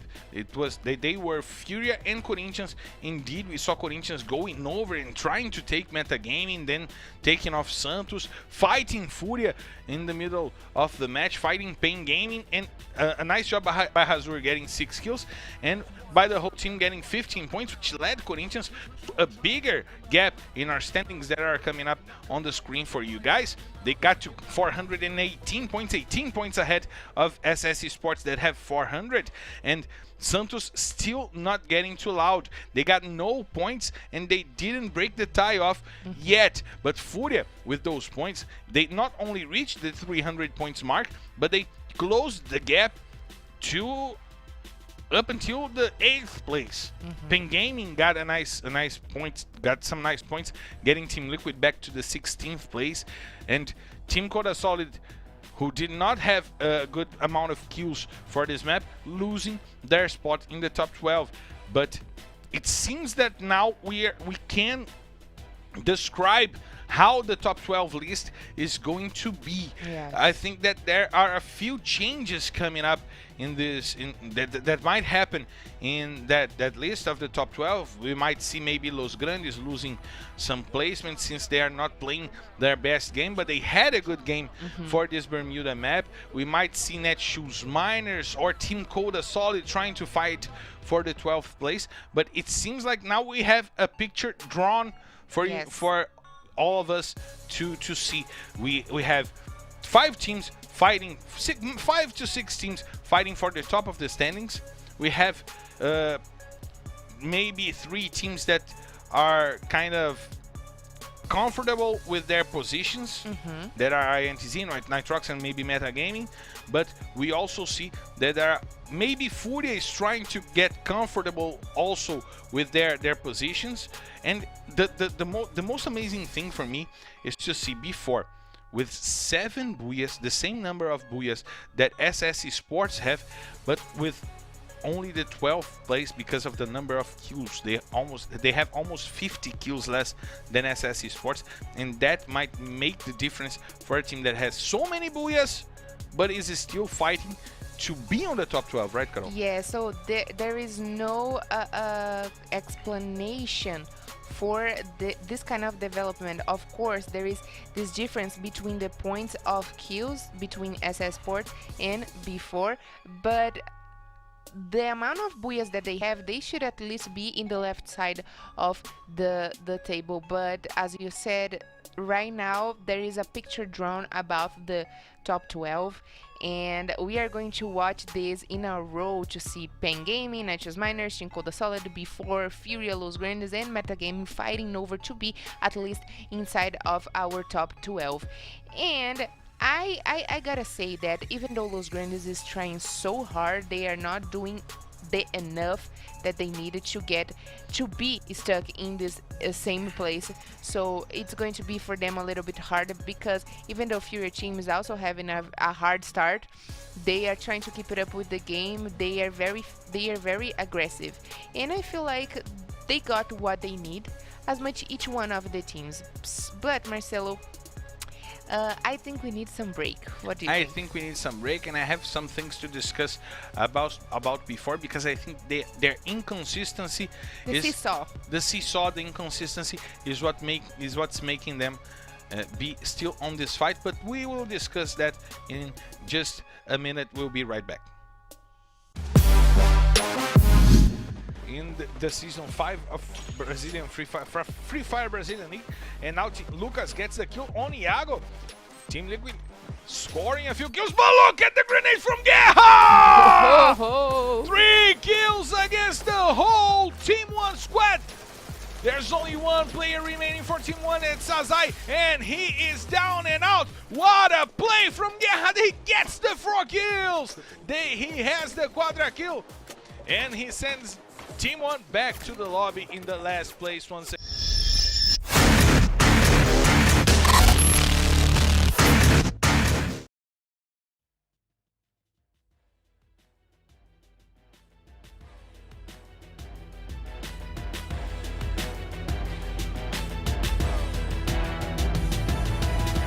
One time left, right, knock 'em out. Two times, knock 'em out. Knock 'em out with the left, knock 'em out with the right. Knock him out, knock him out, knock him out for the night.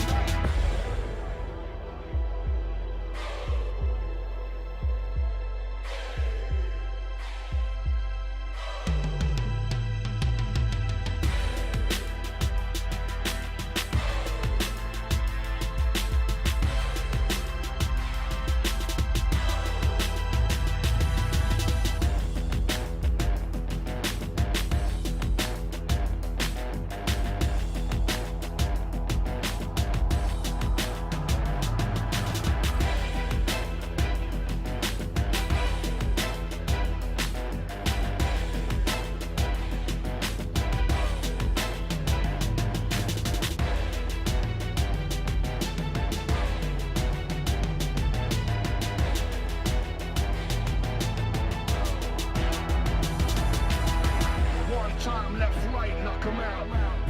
Two times, knock 'em out. Knock 'em out with the left, knock 'em out with the right. Knock him out, knock him out, knock him out for the night.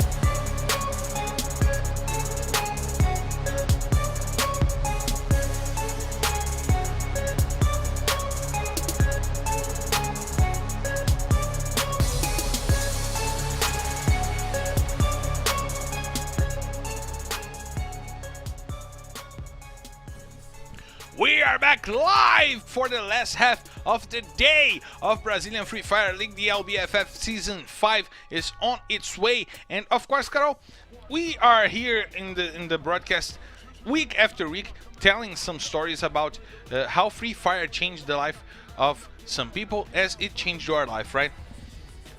Right, Carol? Right, and today we have this a video talking about, once again, I am Free Fire, and we are going to watch the guys from Amazonia, the big Amazon here in Brazil, and I'm pretty much sure it is Amazon Creeps, and I really love these guys. So let's watch this video, I am Free Fire. I am Free Fire. Fala aí, tribo. Meu nome é Anthony. Eu sou o Master. Eu ACC Salles, CPC da Amazon Crips. E eu sou o Free Fire.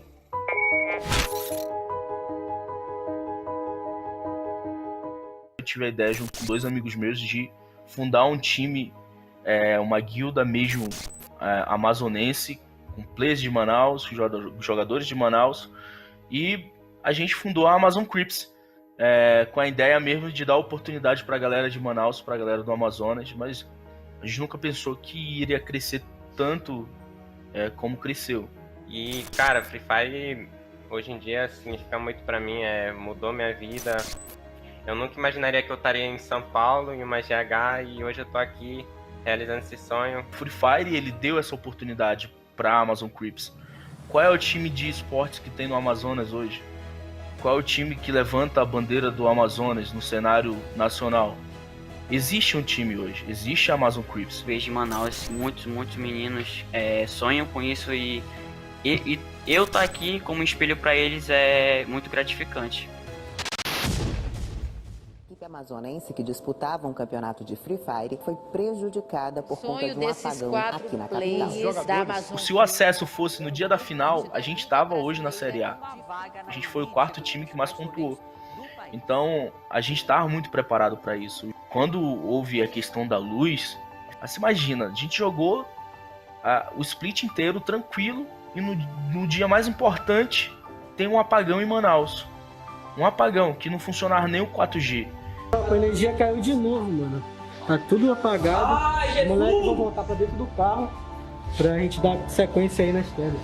Cara, foi um momento muito triste, até porque a gente vinha se preparando desde o início. E, cara, a gente tava em uma trocação inicial e acabou que no meio a energia simplesmente foi embora. Cara, foi muito triste, assim, eu nem consigo nem explicar.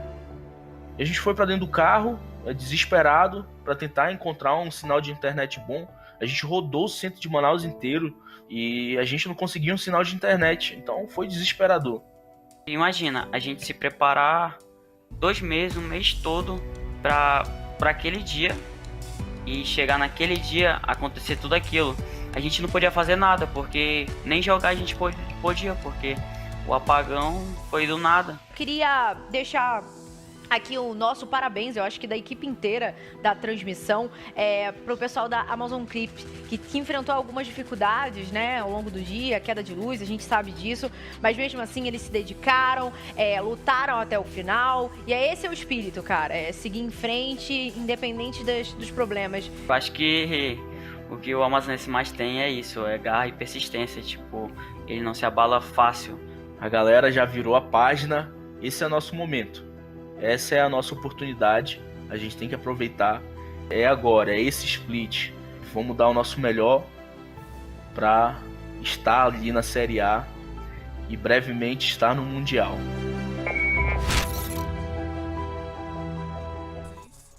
We indeed expect you guys here in the Serie A. You guys from Amazon Crips are heartwarming. And you make us believe that there is always a way, and you stimulate us to never give up on the dreams that you guys are showing, that you have this dream to compete in Free Fire. As we see the other teams, we hope to see you here sharing the screen with us as well in the next split. Yeah, I get very emotional with all the I Am Free Fire videos, but especially this one today, because not only the other teams, but us from the staff, the casters, felt very emotional about the Amazon Crips history. And like Marcelo said, we are waiting for you guys here in Serie A, so don't ever give up, because you guys have the potential. As much as we are watching here, Marcelo, all the players in the game houses getting ready for the next matches, right? But what I want to see is from those guys right here, the B4 team, that is showing us the real meaning of a seesaw. A team who has seven booyahs and are still on the 12th place, they still don't have the consistency that they need to be fighting for the top of the rankings, right, Carol? Yeah, and that's what maybe it's why they get an amazing results in their other match. They go all the way to the bottom. They drown this to the sink. But looks like Marcelo is hearing something. What is that, Marcelo? He's smelling something. I'm smelling the radio waves coming in because the control tower has already cleared off. So let's hit the skies! Ladies and gentlemen, from R11D4 heading straight to Purgatory. This is your captain Marcelo Ferrantini, and by my side is my co-pilot Carol Bombshell, who invites you to loosen your seatbelts, fasten your boards, cause it's time to drop, Carol! Ladies and gentlemen, welcome back to the Purgatory map, and I think we already have some shots going on against Los Grandes and before Marcelo. Mamute went all by himself against before, and we will have Netshoes Miners and Metagaming also disputing the placement on Brasilia once again. Santos not in Brasilia for this map as well, and now we see Metagaming maybe once again leaving the place as we see Ian subbing in for Drax, Carol. And probably Netshoes Miners will decide once again not to engage in this early fight against Metagaming, because we saw that in the first map in Purgatory, and they are trying to keep a low profile and to be sure that they are able to get this early confrontation, which in the other hand, the metagame is more than ready. They are not avoiding any battle, and they just wanted to climb in points in our table. And we see that maybe Mamute took off. He chose not to fight all before by himself, and he took off, and we see the teams looting in a peaceful manner, being good neighbors, sharing the salt, sharing the sugar, and not fighting in between themselves, right, Carol? Exactly. And as we watch in the other rounds, things are getting a little bit slow. Teams are prioritizing just fights in the middle and in the late stages of the game. As we can see, Netshoes Miners are just taking some shots and looking at metagaming, but it is the time that for them to get in action, I don't know. But one thing is for sure, the neighborhood in Brasilia is very crowded, and you cannot get in sleep because you can be sent all back to the lobby. But we got our first Booyah here today in Purgatory map 4x4. The followed one was in beforehands again. And Marcelo, Please. What about before? What about before? What before we will see for as of today? The before they get booyahs or the before they don't get points? That is being the main problem for before as of right now, since they are the team leading the score, leading the standings in the number of booyahs, tied with SS Esports. However, with the same number of booyahs, SS Esports have 400 points, and before is only with 216. I'm sorry, and that makes before on the 12th place, while SS Esports is on the 2nd place. Okay, they got least kills than SS Esports. They're playing a more safe game. Okay, but if you add the 50 kills that SS Esports have more than before, that would get before to 366 points, only on the 8th place in the rankings. So this unbalanced positioning for them in the rankings is hurting before a lot. Maybe that was the reason why they stopped fighting for the Kalahari refinery drop call. That maybe that's why they're trying to change their way of playing. But as we saw in the last map in Bermuda, when they try to go for the killing game, they cannot sustain into the game up until the end, right? Yes, and that's something that happened only in the beginning, only in the middle, because we already saw that when they are in the late stages of the game, in the center of the safe zone, they can sustain that, they can get it right. But some things tells me that they have hard time in the beginning of the match. But in the other hand, they have Iago, which one of the players that also appears in the top 10 this season not only in kills, because before he got 41 kills, and also for damage, more than 25,000 points for damage only in the hands of before. And Carol, I'm doing the math right here. Okay. And ooh, few shots. Shots coming in, and KEYD puts Memgod to the ground. FURIA maybe not having the start they wanted after the Booyah. And we also have Vivo KEYD fighting Team Codasolid, but lost. And the whole metagaming squad now trying to engage against FURIA. Field is on the open field, and now the grenades are coming in. Field goes to the ground, and 1-9 takes lots of damage, but BioGod as well. Field is the first blood. He is back on the lobby, and metagaming trying to wipe out the whole FURIA squad, and Pain Gaming coming from behind. They might use this situation to get some kills. Yan trying to pressure FURIA over there. KEYD gets the takedown on BioGod. He puts BioGod to the floor, and now KEYD is still trying to get the sights on the FURIA team over there, but lost his rushing. He will not wait for the sight to be seen, as Memgod was cooking a grenade over there, but Yan didn't allow him to cook. He got the first kill. BioGod puts Yan to the floor, and FURIA gets wiped out from Booyah.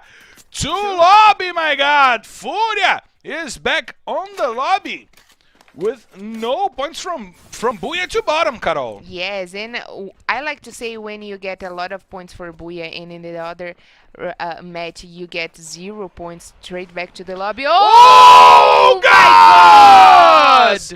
The grenades from Gus putting Rush to sleep. He set an apple to the mouth of Rush, and now he has Leitão, a Pururuca to it, but he's coming in, and Autobot gives it back!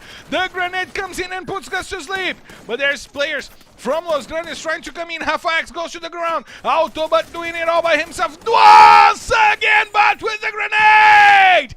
Gus, what are you doing, Kobe? But Los Grandes now has only Rush to lean on, because Autobot cleaned house for Santos. Now Gus and Autobot, who kills the other player, will be the team wiping out the other. Look at Gus, he wipes out the whole squad for Santos. Gus, what are you doing, my man? You wiped out the whole squad by yourself.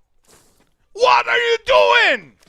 Los Grandes finally woke up, Carol, as we have Vivo KEYD going against Fluxo, but Pain Gaming coming from behind might once again hurt this fight. But look at GotQ going down by the grenades. General the Kobe from Vivo KEYD using the grenades. That got from above. He has the sights, but now Nando 9 not playing the sniper rifle, going for the kills, and now Modestia helps in, and Fluxo goes back to the lobby. Nice action from Vivo KEYD. They get the 4 kills, they get the squad wipe with no casualties on their team, Carol. No casualties in that team.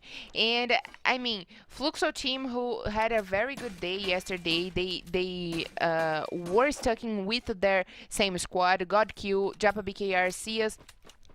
In fact, they started having a great day, double Booyahs yesterday, and also today they were having great battles. They were winning battles in the exactly same position they won against Metagaming, but it seems like Vivo KEYD have the best strategy right now, and Marcelo Los Grandes winning a battle in the early stages of the game against Santos, that is also a great team here in Purgatory Map. It's everything, and shows how much they wanted to be back in the competition. And Carol, you know, the funny thing is that we've been waiting for Santos to go over Loud in the rankings since the beginning of the day, and now they went ahead of Loud with the only point they scored by killing Half-X in the middle of the fight. That's not helping Santos. They will not play tomorrow. That's true. They played yesterday and today. They played yesterday, they played today, and Loud will get points tomorrow. Yes. They have 2 more maps to increase that gap against Loud, or else they will be left behind. Yeah, so that's the thing. When you have the opportunity to play 2 days in a row, you have really to give your best, your full, because once Loud right now will come, they will definitely still keeping open big gaps ahead of Santos. But we had this personal fight against not only Santos but Loud and now Vivo KEYD in Esports. So let's see what Loud will bring for us tomorrow. But like you said, Santos right now need to step it up with their game and open and increase their game here. And Carol, the math that I was doing before that fight started was about how many points Corinthians is scoring per drop, per fall. Okay? Corinthians started the week with 388 points in 36 maps they played. That gives us an average of 10.7 points per map. Okay. That might be the average needed for any team to get to the top of the standings. And if before is not getting them by killing, they should indeed play the safe game. Because if they get to maybe a third place, they score 8 points. With 2 kills, they get to this 10-point average. That would lead them to the top of the standings. And they're not getting it because the points they get from Booyahs are not balancing the points that they don't get as they have bad finishes in all other maps that they don't score Booyahs. They are playing the all-in game and it's not working for them, right? Yes, right. So yes, I can agree. I can't agree more with you because that's the truth. They should definitely try to keep this low profile, the silent game, at least to prioritize the position, you know, because it is everything about that. They have great numbers for kills, not as much as we expected for a team that got 7 Booyahs, but they have the number for the Booyahs, and right now it is kind of odd to see this amount of points for Booyahs, but not when VN10 went down for the danger. He went down for the danger zone. I've been through the danger zone. Danger zone. And the numbers here, I'm doing a little bit more math. Corinthians started the week with 388 points, 157 by killing. So it leaves us with 231 points by positioning. Corinthians is scoring 6.5 points per positioning per map. Which makes Corinthians fighting always... Oh, go away! That car shot was poisonous, my man! You put Rizzy to sleep and now VN10 has to come and rescue his teammate Bakawet playing the double sniper! Oh my god, the tap from VN10! Holy moly! He put Kawet back to sleep with one beautiful tap from the KAR, Carol. Holy macaroni, holy guacamole. It's a holy thing that is happening right now, and things that we can't believe our eyes. But still, this is going to be a very interesting battle to watch because the only place they got best covers it's where Netshoes Miners, Corinthians, and Meta Games are standing right now. So it's going to be a battle in the out open, and each one of them to get the best position in the late stages of the game. So let's see who is going to be the best one and the last one to survive. The last one to survive. Let's see who the flash grenades are coming in, and Natividade trying to summon Kobe to help him fight against Corinthians. The damage came. Ousado took lots of damage, but the grenades are coming for the house for Corinthians, and they did not spot Natividade over there trying to make the Kobe, but they are rushing in there, trying to close the gap and maybe get this fight straight face to face against Natividade. Razur and Gelo going for the Bigodinho, and Natividade finds the grenade on Razur. And he finishes Razur off. He gets the point for the kill, and now he knows that Netshoes Miners would have the advantage on this fight, and EGZin trying to find the shots on Ousado. By the other side of the safe zone, we have R7 fighting Los Grandes and putting the first player to the ground, but Utrem tries to find the rotation from the Corinthians players. They are leaving the next safe zone. They are going to play by the edges of the zone, but Cebolinha might not allow this to happen because he has information on the placement from the players from Corinthians. Zenak using the EWP trying to get a kill, but VN10 puts back to the ground. VT and Team 1 and Codasolid fighting in the other side of the map. We join this fight to see who gets the better, but Team 1 trying to flank Codasolid, and they're joining them inside of the ice barriers, and Kawe is getting time to use the space and get kills. Pão puts VTRX to the ground. While Kawe finishes off VN10, he seals the kill from Team Codasolid. They're trying to get to Breno, and Team 1 getting once again to a bad fight in the open field against two teams, and Team 1 is back on the lobby with the elimination from Pão. But look at Nando getting to the fight. He puts two players to the ground. Nando 9 with the sniper making it rain. Modestia leading the rush for Vivo KEYD. Pain Gaming from inside the house trying to get some kills, and Meta Gaming from the other side of the hill getting some points, and Pão goes to the floor once again. Nando 9 he's making it rain, but Nando went to the floor, and now that God has to help him. Vivo KEYD already with 7 points, playing the aggressive game for this match. We see that Team Codasolid is all out in the open, and Pão got killed by Kawe once again with the sniper rifle. They have to use the ice barriers to cover themselves up as General uses the grenades and tries to find the Kobiba. Modestia is the one who finds it.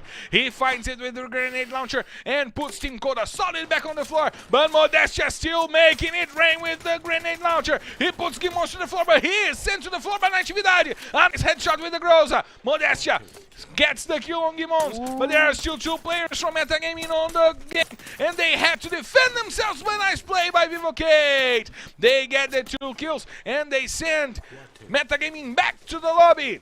Vivo KEYD still surviving with 3 players remaining. Gus will not make it to the safe zone. Will he make it, or will Los Grandes be wiped out by the safe zone? We see Los Grandes getting wiped out by Juan. He got the kill for before, and now Netshoes Miners fighting Corinthians and before at the same time. Natividade using the ice barrier to protect himself and to allow him to rotate from away from that fight, as we have 5 teams remaining and only 13 players. Natividade, he knows that there are Corinthians players scattered all over the place, and he chose to fight Juan, but he used the ice barrier to allow his teammates to come in and fight against Juan with the advantage. And nice work by Cebolinha, nice work by Natividade leading the rush.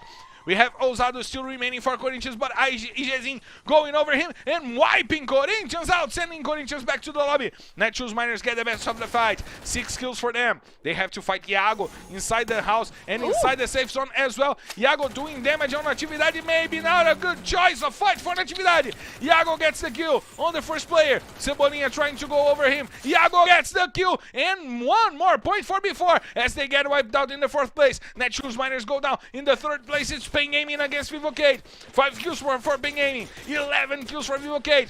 3-on-3 matchup, and Vivo KEYD getting the best because the players are doing amazingly. Modestia is doing an amazing job with the grenade launcher. Only Stick still standing. Leal still standing. Maybe Vivo KEYD will get their booyah. They're so much needed booyah for them to start the run towards the top of the rankings. General once again with the grenade launcher gets the kill. That guy tries to find the kills with the Groza, but the Pain Gaming players are coming up. Nando 9 is on the floor, and the grenades are coming in. An open fight in an open field to finish off this match. Rick gets a kill on Nando 9. Only 5 players remaining. Leal uses the ice. He tries to climb up the barrier. It's clear. It's an open fight. Look at Rick. He finds the kill, and Vivo KEYD is out, so it's booyah!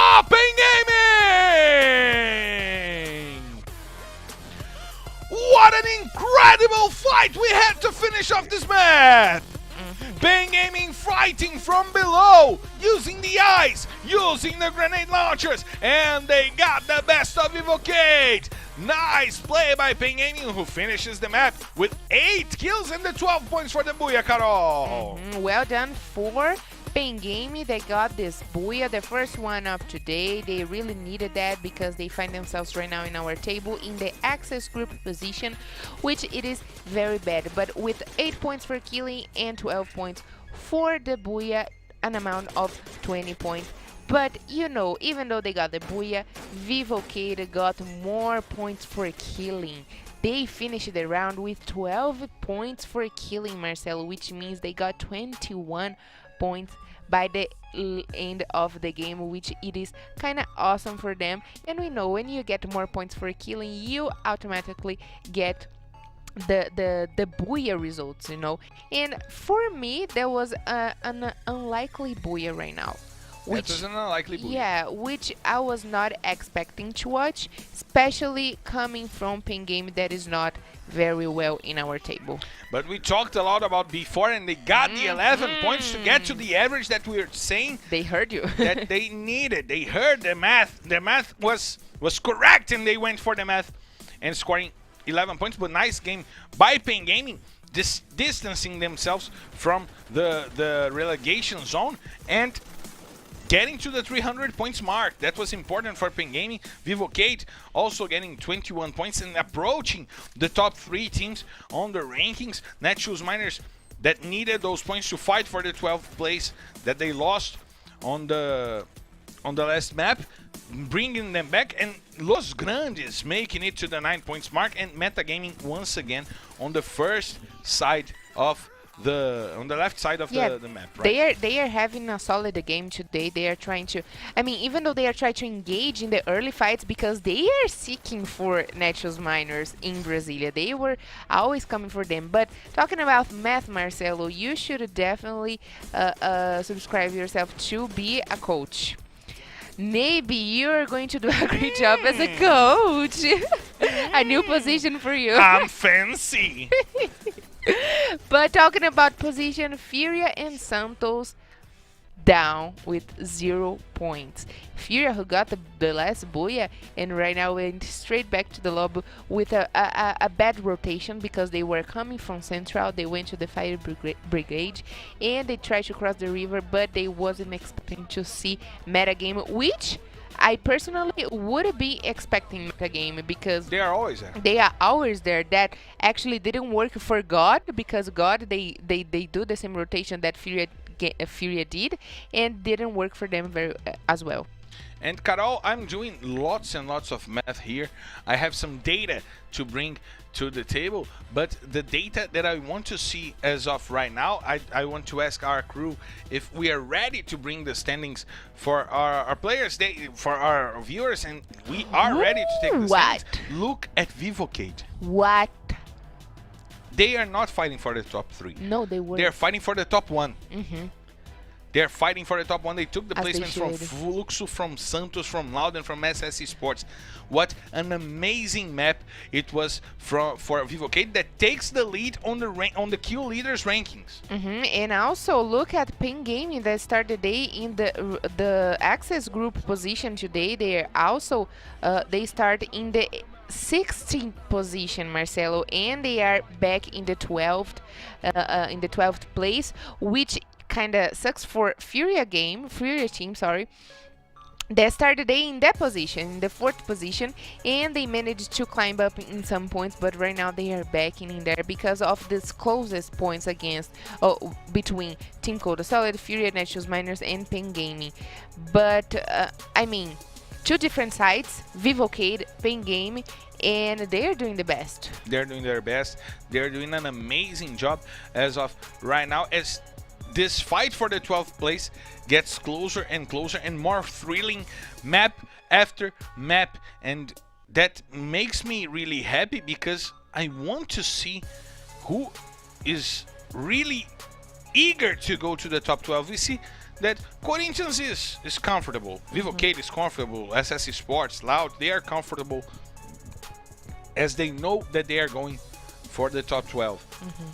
But those teams fighting for their lives, that is making me eager to watch. Yeah, and I was actually putting more expectations on Team 1 today because they have started the day very good. They positioned themselves very good in the end of the games, the matches, and I was putting kind of some expectations on them, but seeing the difference from God Unidas and them, there is a long way for them to go. And talking about long way, we have to give a big congratulations to Los Grandes. They didn't start very good, but they are trying to keep it up with the good game, and also meta game that it's getting there with baby steps, right? And it's nice for us to see that Los Grandes is tied with Metagaming, and Los Grandes was a team that had chances of fighting for the top of the rankings, and they play tomorrow. It's important to notice that they will play tomorrow, so they can get the points to go over Metagaming and start to fight for that top 6 group that is now fighting to maybe reach the top 1. The teams that still have virtual chances or visual chances to reach the top 1, but that we will discuss a little further after the break. We'll be right back. He's having problems. He's having trouble to keep themselves alive inside that house. They use the ice barrier, but Gus puts the player down. Rush once again with the shotgun, now putting Pity on the ground and finishing off Pity. But Gus puts once again a player from Santos on the ground. Now Rush downs Gus, and Los Grandes is out of the game. What a match by Rush! 4 kills for him with the shotgun. He gets the quadra kill with a surprise.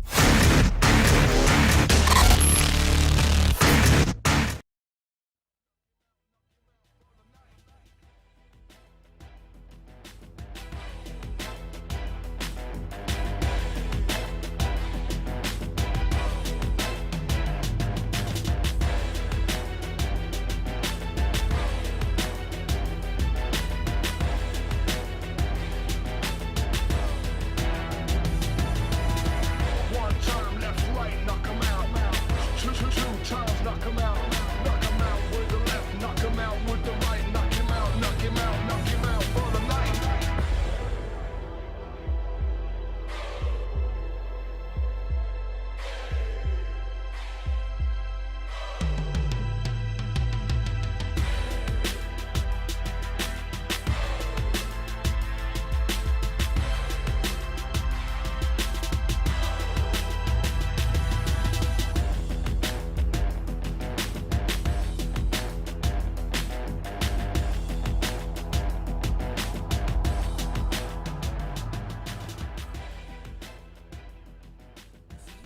We are back live, and we have the players in their gaming houses right by our sides. And Carol, we were discussing a few numbers to bring you guys as soon as we go to the map, because it seems that we're clear to take off, Carol. Ready? We're clear to take off, so let's hit the skies! Ladies and gentlemen, from the flight R11D5 heading straight to Kalahari Desert, I'm your Captain Marcelo Ferrantini, and by my side, my co-pilot Carol Bombshell invites you to loosen your seatbelts, fasten your boards, cause it's time to drop, Carol! Ladies and gentlemen, grandmas, grandpas, aunties, uncles, be ready to land in the desert of Kalahari. Bring your water bottle because things here will be very hot, especially because we already see few shots from Santos against Netshoes Miners. They have their sights on Netshoes Miners. From the refinery over there, they have the top-down view, and that's the game that they will be playing up until the end of the season. As we see, Azai taking over for Dreezy for Team 1. The first sub in for Team 1 for the day. We know that this team is having some troubles to find their perfect lineups, right, Carol? Yes, they are finding themselves in real troubles because they are the last ones in our standings. And I tell you what, they got Drizzy, who is now being replaced by Azai, but he's a very experienced player here. He has been playing not only LBFF, but he has been playing the Pro League of Free Fire. And also we got a replacement in metagaming. Nicholas, it's on. Gimons, it's off. And let's see what metagame is gonna bring us in this specifically map in Kalahari, because I'm really enjoying to watch these guys here today, Marcelo. And they like to play the antenna position in Kalahari. We've seen them do this for a long time. But the numbers that we were discussing, Carol, is how many points per position before is scoring by in each map that they don't score a booyah. We see Vitin coming over for Otrem in the Netshoes Miners squad, and we were comparing that with Corinthians that are leading our rankings. Corinthians started the week with 380 points. We subtract the 157 points they got for killing in those 36 maps that they have, and we subtracted 60 points that they got from the booyahs that they had, and that left us with 31 maps, and they were scoring 5.5 points per positioning in those maps. The same math that we did for Corinthians we did for B4, and the average of 2.75 points per map that they didn't score a booyah less than 3. shows us what's going on with B4. Yes. They are not getting many points for killing, but their points per positioning are way too low when they don't get booyahs, right? These ups and downs from before definitely mess up with their game. And now we have Santos fighting against Pain Gaming for the spot below the refinery over there. And now we have the players from Santos trying to rush Pain Gaming, and S-Phone supports from above. Rush uses the grenade, and now he goes below to try to find a better positioning to fight. The shots are coming in to do FFX 6 lots of damage, and now he will have to heal inside the container, but that allows Pain Gaming to try to advance with Leal and KEYD over there. The ice is protecting them from behind, and they can fight regarding only their front. We see Rush using the Mac-10 to break the ice, and now he tries to make the flanking, but Leal is over there waiting for them to come. The flashbang comes in. They make Leal retreat. They are using the grenades. They are using their utility to make Pain Gaming run, but they heard Stick trying to flank them, and Stick is on the floor. He will be the first blood rush.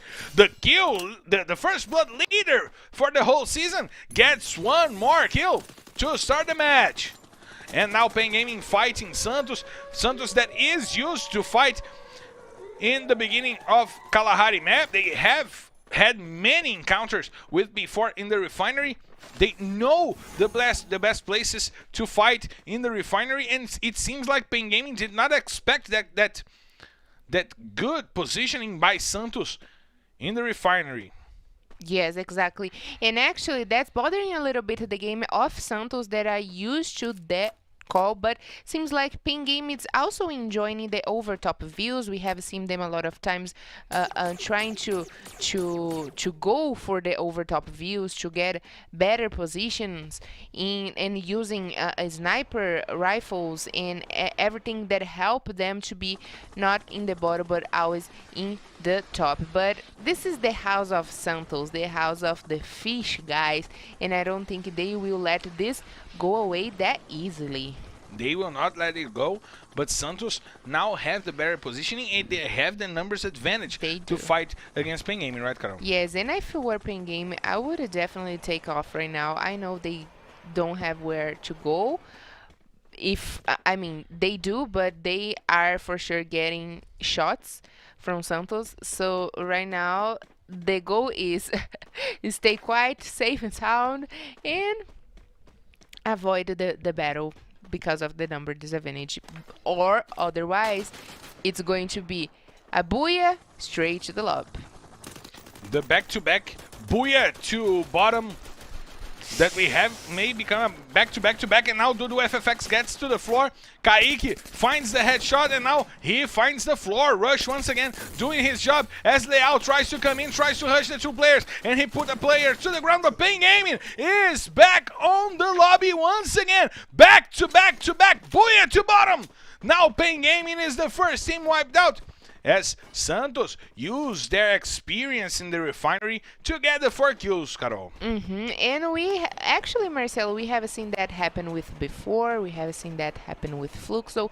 We haven't seen that happen with all the teams that get booyah since yesterday, that if you get the booyah, you go straight back to the lobby. So my advice right now is get the second booyah, get the second position with the same amount of booyah points, because otherwise, you're not gonna get the back to the lobby.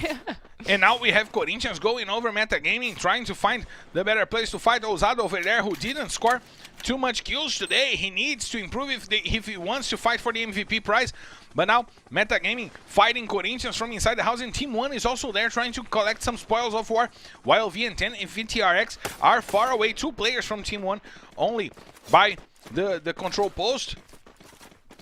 And now, Corinthians looking for a better positioning to fight Metagaming, the 2 teams inside the houses. And guys, allows Ousado to rotate and get to a more advantageous point for this fight.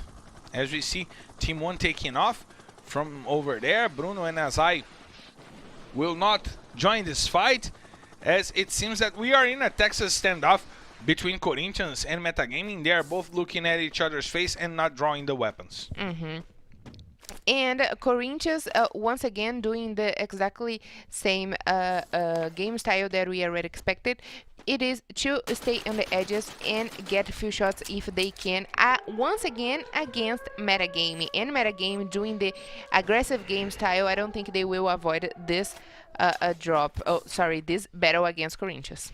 And another battle that we may see over here is before that got Netshoes Miners rotating. They got their sides, and they might surprise Netshoes Miners over here. We see that the positioning from the before squad is to look for a better placement, but it seems that Netshoes Miners are taking shots from other teams.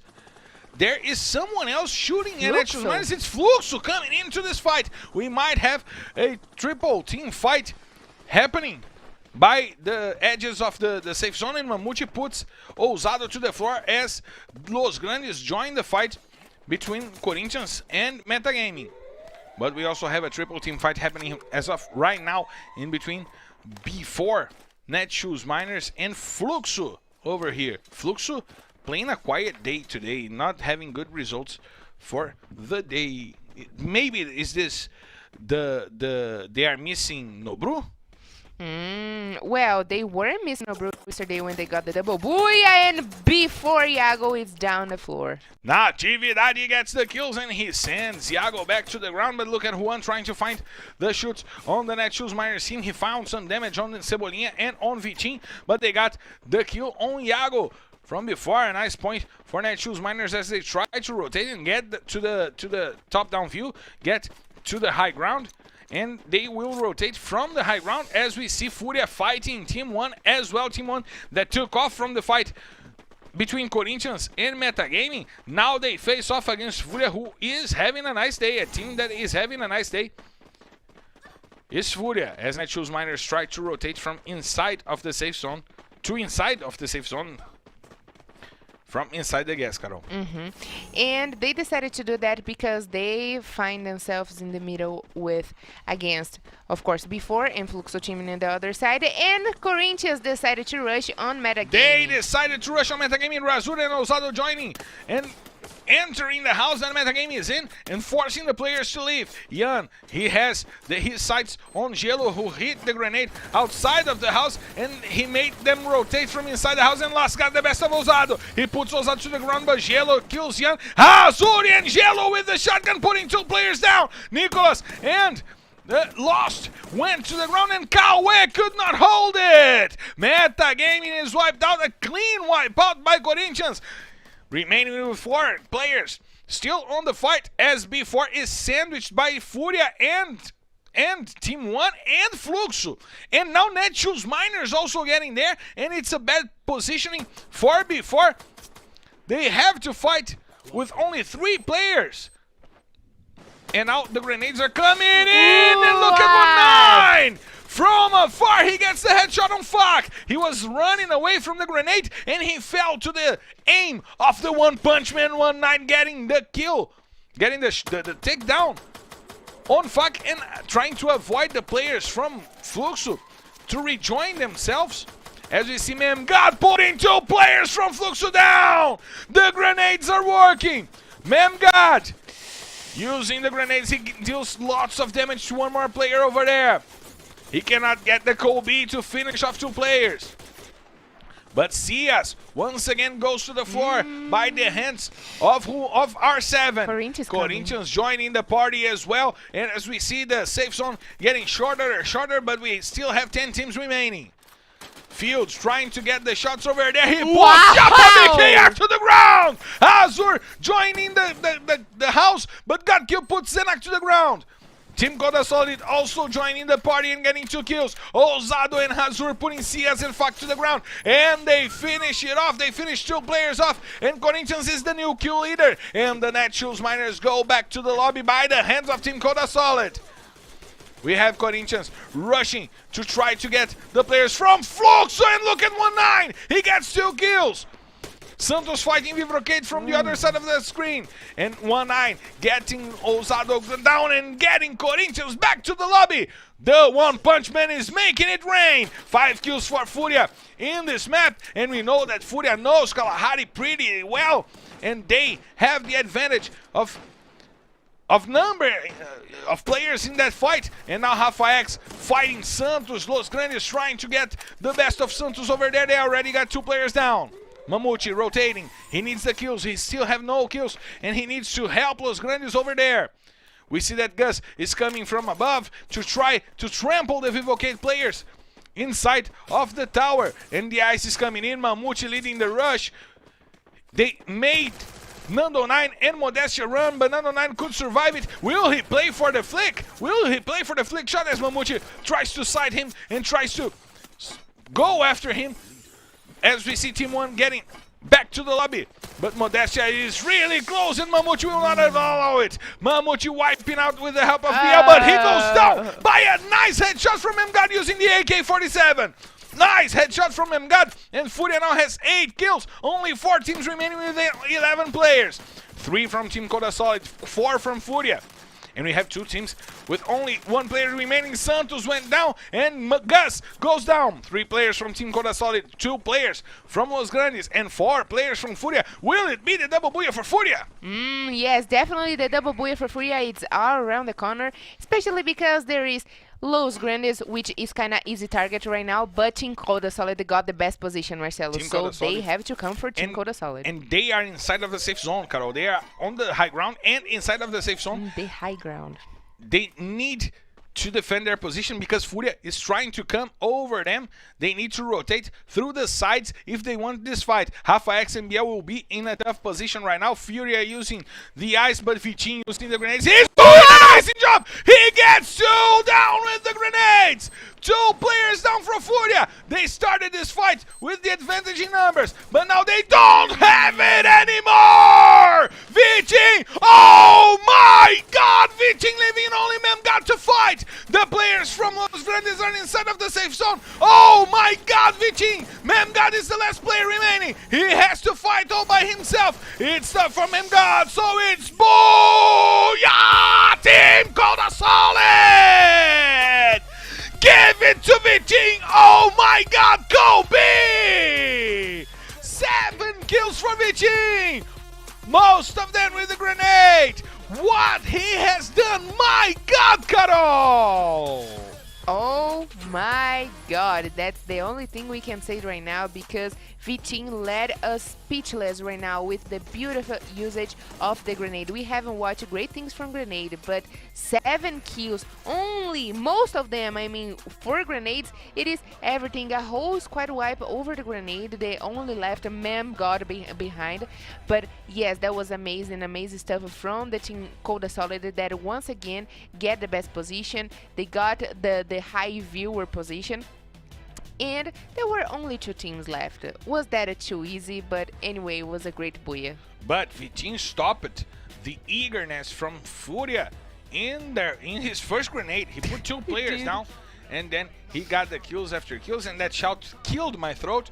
You better believe in it. I am in a lack of voice, but we still have 1 more map coming up, and 1 more booyah that we did not expect from Team Codasolid, right, Carol? That was, I mean, I don't want to say that was an unlikely booyah, because Team Codasolid has been having a great season so far. The newcomers is having a very solid game, even though there is some couple of ups and downs, which a very Codasolid game. Yeah, which we kind of expected because they are newcomers, so they are still trying to adapt themselves in the game, but they have been doing that so well. And 1 more booyah in that baggage. And in the second place, a FURIA team coming with 18 points. We know they are the best of the best in Kalahari since last season. I said that Fluxo team is also one of the best teams in Kalahari, probably the best one in the season, but FURIA team still know how to manage this map, and they know the map with their own hands. And Marcelo, Los Grandes in the third place show us that they get in the late stages of the game very well, but still they don't know how to manage to get a properly booyah as they were doing in the first week of Free Fire Brazilian League. So what's going on with their game? That's the question. It seems that Los Grandes is always out of position. It's what it seems to me. They are always trying to get to a better positioning by the late stages of the game, fighting teams that are settled in a central position inside of the safe zone, and that leaves them always with the disadvantage in the late stages. But we have to check the standings because more changes are coming up. We have Santos reaching finally the third place and the 400 points mark. We have Los Grandes trying to join the top 6 group that is now has the door held by Fluxo over there. As we see, Team Codasolid and FURIA with the nice points that they scored in this map, joining the top 10 and the top 12. And before this match, they were in the 14th position and right back to the 11th position inside of the top 12, Marcelo. And look at before. They didn't get booyahs, they got few points. They got the 11 points that they needed from last match. Yeah, but now they got and right now, back to the bad game. Back to a bad game. That inconsistency from before. Netshoes Miners also with not such a good game. And Pain Gaming once again trying to find fights that they don't need to fight. Yes, and like I said, by the end of the day, we would have Fluxo, Loud team going to the 6th position because of the close points between Fluxo, Esports, Santos, and Vivo KEYD, which I wasn't expected to see Vivo KEYD going so good today, and I'm actually already curious to see who is going to appear in the highlights of the day, the best team of the day. And I gotta say, Los Grandes, they are getting in there, even though with the baby steps, even though with the opportunity to have this a small amount of points between the teams in the I would say in the top 12 until the 6th, the 7th position.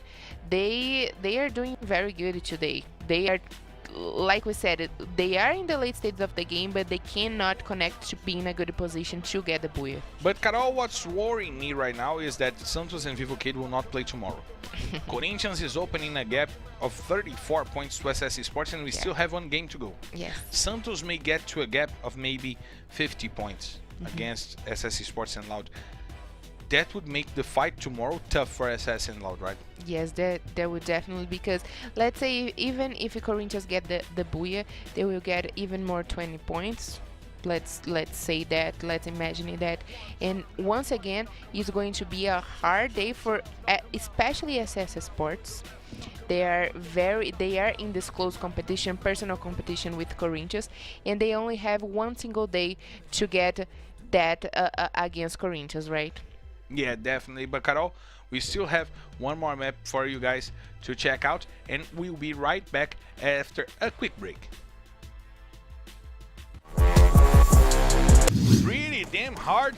And now Rafa X also on the floor. BL trying to help Mamute over there, but it may be a nice bait by Team Codasolid, now trying to engage into this fight against BL and Mamute, and they are both on the floor. Mamute is back on the lobby, quietly gets the kill on BL. And now the Ice Barrier is coming in to try and save a look at Gus! 2 grenade kills by Gus on Quali and back, but Vijin was there to save the day for Team Codasolid. And they already got 7 kills, Carol. And Team Codasolid with the newcomers are giving us the best results against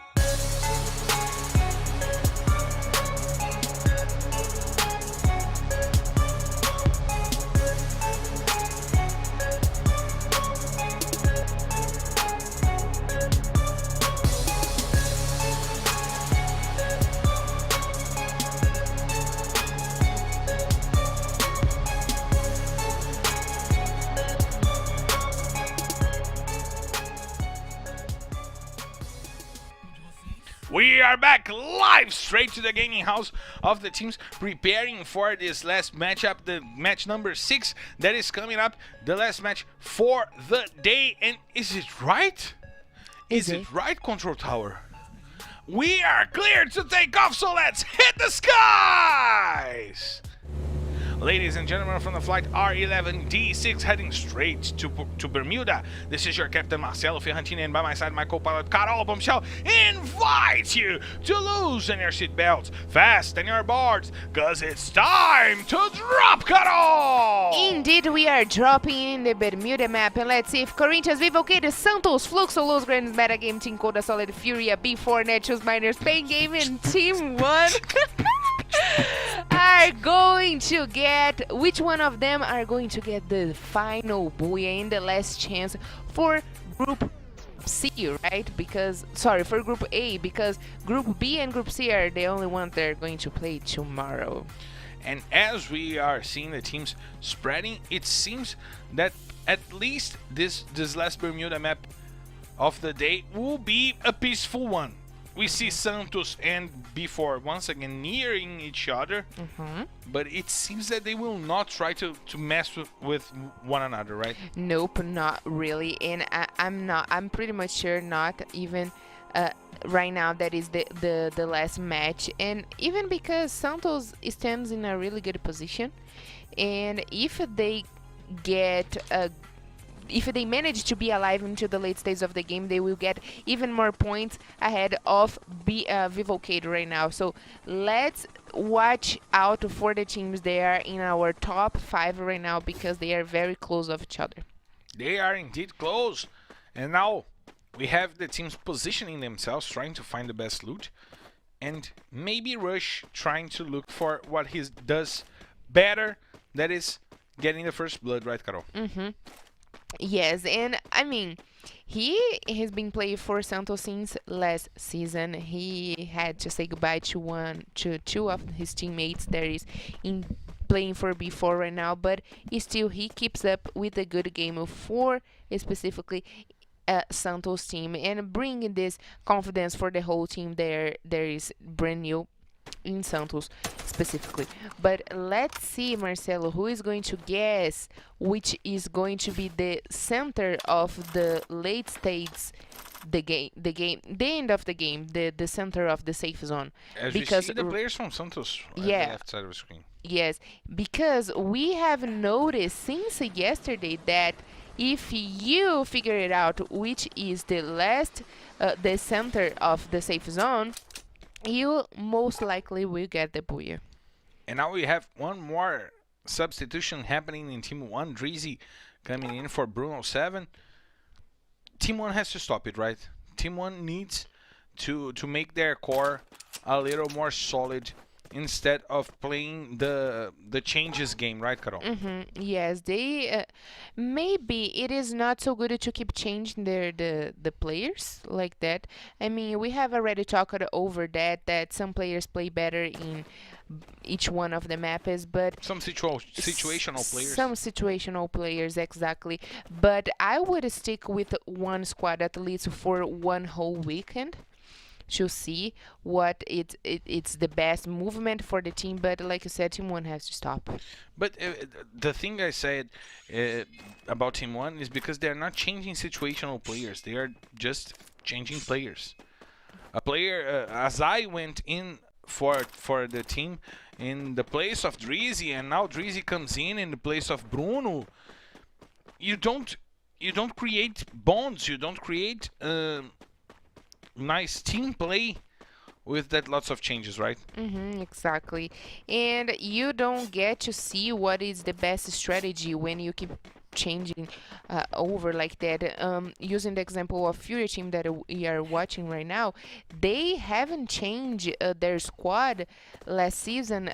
I mean, they have changed, I would say, less than 5 times. They stuck with the whole squad for the whole qualifications season in season 4, and that worked very good for them because they were one of the best teams from last season for sure. But look who is coming, Marcelo, in the edges of Clock Tower. They know that Santos is there. They're looking for fights that they didn't need to be looking. We say that before, needs to score a little more for positioning if they don't get the booyah, or they are confident with the booyah, or either they are confident with the booyah, or they don't care about it. I think they don't care about it because, I mean, if I have the points of the booyah, which is the best points, I wouldn't not risk of that. I would definitely not risk of that. And they know Santos is in there. They know Santos is there, and they are engaging into fights against the teams that they know that are there. But R7 finds the grenade against Fawn. He puts Fawn on the ground, and maybe Fawn will be the first blood for the match. The grenade is still coming in as Autoboot and Rush tries to flank the B4 squad. But look at FURIA joining the party. FURIA is joining the party. Dudu FFX is the first on the floor, and Santos is sandwiched. Dudu FFX is the first blood, and Santos needs to recover with only 3 players. Autobot gets to the floor. R7 finishes off Autobot. Fawn gets to the floor, and Field finishes him off. Santos is wiped out. Back to the lobby with no points. And now we have a fight going on between FURIA and before. The bad rotation from before got the help of FURIA to wipe out Santos, but now they are in a bad place and they have to fight against a better weapon, FURIA, as Iago goes to the ground and R7 goes with the player. FURIA's already got 3 kills. BL got puts Iago back to the lobby. 4 kills for FURIA. Playing the aggressive game in Bermuda, and now only Juan and R7 still on their feet, but Juan goes to the ground once again, Memgat, and they finish off Lobato to get the 2 squad wipes. FURIA starting the game, losing no players and getting 6 kills in that mess in the clock tower, Carol. And we can conclude, Marcelo, that before they doesn't care about their points for the booyah. They definitely are doing dumb moves. Oh, goodness. And now we have Pain Gaming going at Team Codasolid that will not go from booyah to bottom because 2 teams have already got to the bottom, and now they at least get 1 point if they get wiped out. But Pain Gaming trying to flank the house. Look at Peck! Nice job by Peck, and nice job by VG. Once again with the grenades. Peck finishes off layout to get 1 point, and Quali goes back to the ground with the usage of grenades. Peck surrounding the ice and trying to get to Stick over there. He puts Stick to sleep. Kaik is the last player remaining for Pain Gaming, but Meta Gaming also joining the fight, doing the same thing that FURIA did, but maybe a little late for the party. Getting to drink only the beer that was left on the floor, and Ian gets 2! Ian finds the Kobe and gets 2 players to the ground. VG also goes to the ground as Lost tries to rush in, and Ian finishes off back. Quali, only 1 player remaining in its point. Team Codasolid is back on the lobby. Meta Gaming swallowing Team Codasolid inside the eyes. Carol, actions in the beginning of this match. Is that right? Team Codasolid back in the lobby this early, and they got a booyah, right? But they got 5 points at least. They got 4 points. They got 7. They got 4 points, but 3 for killing and 1 for in position. The position. Yeah, Okay. 1 for position. Nice. And it was at least okay. Yeah, they kept not 4 0 points. points. Not from booyah to bottom, but at least 4 points. But Santos, what a bad day by Santos today. Yes, and they were the first. They got the first booyah from yesterday. They had a very good booyah. Oh, sorry, very good day yesterday, starting with the booyah and get always in the top 5, top 3 from our standings in yesterday, which helped them to stand where they are right now. And great news, Loud must be very happy at home right now because tomorrow won't be, the points that Santos got today won't bother them at all, right? Loud and SS Esports. Loud and SS Sports, exactly. And talking about how lucky FURIA team were to catch the fight between B4 and Santos, and they got the best results because I would say they got the squad wiper over the both teams. Both teams. They got 6 points off that exchange, and they sent 2 teams back to the lobby. They guarantee a few more points for positioning, 6 points for killing. FURIA is scoring at least 8 points in this match. That is a good result. As we said, the target points average for map is 10.4 points. That's what Corinthians is averaging while they lead the scores. If you get to 10.5 points per map, I mean 10 points, 11 points over there, you get in the average. And FURIA already, with only 10 minutes of play, have already secured at least 8 points, 6 by the kills that they got, and they won't get less than 2 for positioning. Which is kind of funny because they changed the whole rotation. They leave Observatory and they go straight to Bima's strip. And right now, for some reason, they decided to change and go to the clock tower. And they are in Poshinok. They are in Poshinok. They may get Corinthians from behind. They may get Netshoes Miners from behind. They might score a few more points for killing, Carol. Which is a game style that we are used to see from FURIA team since last season. They were always engaging and not avoiding battles against the other teams, which make that very good, which is one of the FURIA's team. Of course, I know this is kind of tricky to say, but they are furious and aggressive here in Free Fire Brazilian League. But look at Fluxo team. Bimasak, all safe and sound. Big piece. Big piece. They are not worrying at all about that. And Los Grandes also doing a late rotation, which we already talked about late rotations that are not working anymore. Yep. But they will face off against Pen Gaming. It seems like Pen Gaming is not aware that Los Grandes is coming from behind. And there's only KEYD alive. Is that right? Is the last player from Yeah, Pen KEYD is the last player from Pen Gaming because he left the fight between Team Codasolid and Pen Gaming. He was the one that got away, as Katy Perry would say. The one that got away. The one away. Okay, you touch in a very... Katy Perry is yes, it hurt me a little bit. Makes you remind of things that you should not. Yeah, emotional. And well, Los Grandes still playing on the edges. They are still rotating. Yeah, they still. I mean, they don't even thought about KEYD being in there, but they are just not trying to be inside of the safe zone right now, trying to find the best spot. And I think it must work for them. That's kind of good. It might work for them, and they will be playing the edges, and now the safe zone closing in faster and faster and faster, and they will try to get to the peak and secure that position that is now with Team 1. But by securing that position, they will have an advantage to play the whole game, Carol. And the peak, it is the middle of the late stages of the game. Meta game, Vivo KEYD and Team 1 are very well positioned, Marcelo. They are well positioned, and now Rafax seems to be aware of the presence of KEYD over there, playing inside the gas, trying to keep Pen Gaming alive, but he will not be able because Mamute got the best of him, and Pen Gaming is all wiped out right now as Mamute got the kill on KEYD. Mamute finding a few kills today. He got at least 2 kills that we saw happen on our live feed, but he might have found some more kills. Mamute, who led the standings for the MVP run for at least 6 rounds, right? The two first weeks. The 2 first weeks. Yeah, and then MTS came right behind him, but not right now because MTS is leading, and I think he's not far away to not be the leader of the MVP right now. He's got enough points, as much FURIA will get in this fight, or Corinthians.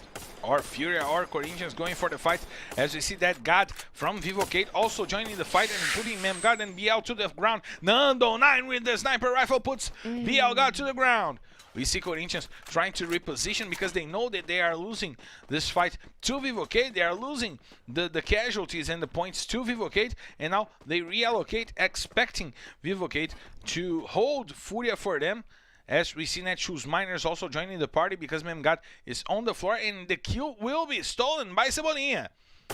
The kill was stolen. It was stolen by Ousado. Ousado getting the kill, a kill that he needs if he wants to keep running straight to the top 5, and look at Zenak! Finds the head of Nando 9 that goes to the floor and will be damaged by the safe zone. Azuri is wiped out by Modestia.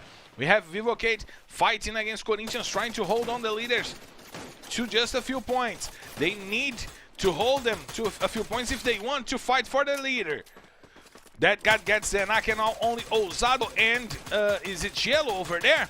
Yeah, Ousado and Gelo fighting, but Cebolinha puts Gelo to the ground, and Corinthians team is wiped out while Vivo KEYD still alive with still their 4 players. Mamute puts FURIA, 1-9 goes down, and now he is wiped out while Mamute fights the players from Team 1. He put VN10 to the ground, and now Gus also trying to get some kills while Fluxo joins the party as well and will fight Team 1 against Azai and Drizzy. We have Los Grandes, Fluxo, and the remaining players from Team 1 over there. Gus gets the kill, gets one more kill, and we see Ian from Metagaming getting the triple kill on the other side of the safe zone, trying to join the safe zone in the pick from the south.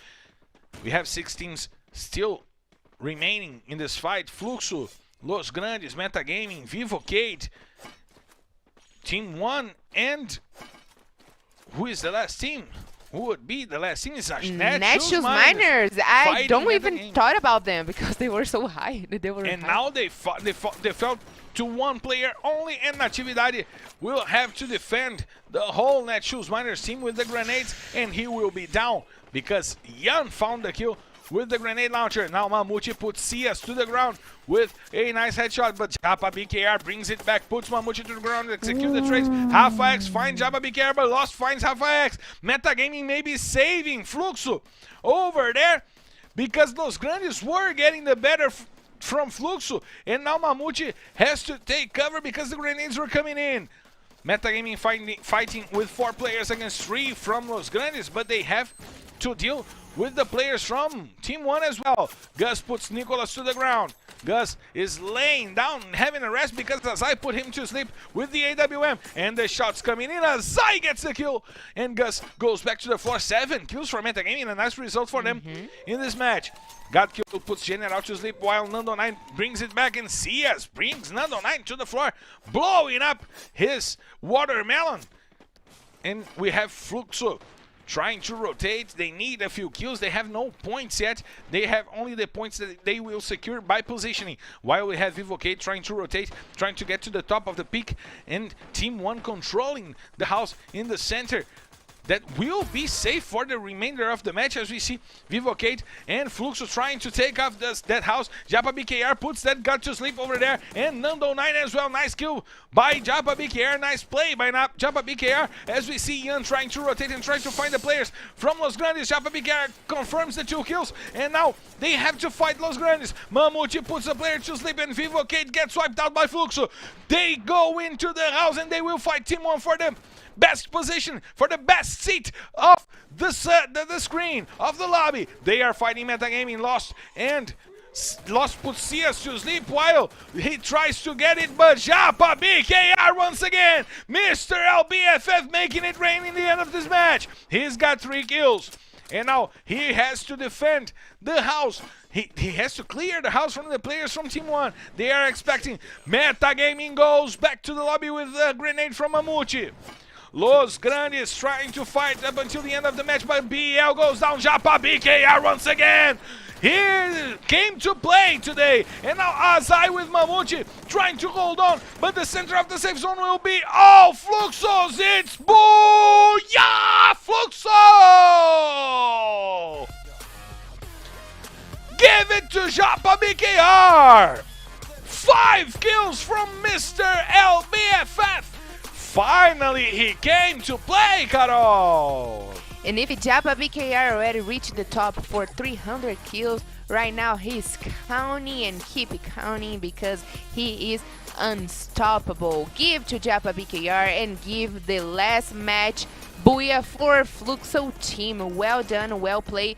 Them that avoid battles, they remain out of trouble and in silent until the late stages of the game. So, Nobru is not playing today, so big congratulations to GodQ, Japa BKR, Fak, and Cias. And Carol, it was it was nice to see that we were talking about Fluxo having a quiet day, not scoring too many points, not having too many kills, and they brought it back in the last match. They brought back in the last match, but who is bringing us surprises in the last 3 matches at least was Los Grandes, that even though didn't connect with the Booyah, they got to be in the top 3, Marcelo. Bold predictions here.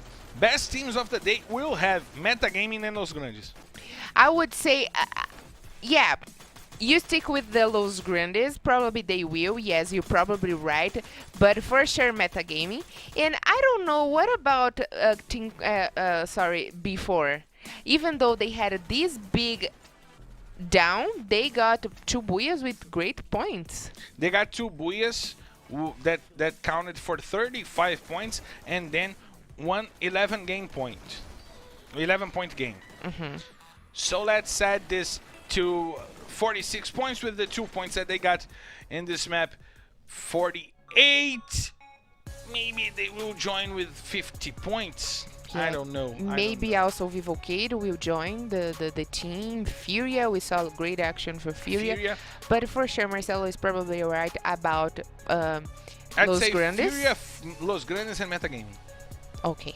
I'd say. And let's see if Vivo KEYD. I'd say FURIA, Los Grandes, and Metagaming. Yeah, Metagaming for sure. Metagaming for sure. An amazing day by the Metagaming guys, and this changes the highlights of the day. And let's check out who were the 3 top teams of the before and Vivo KEYD. I With can't 55 believe points. it. I can't My believe math it. was right once again.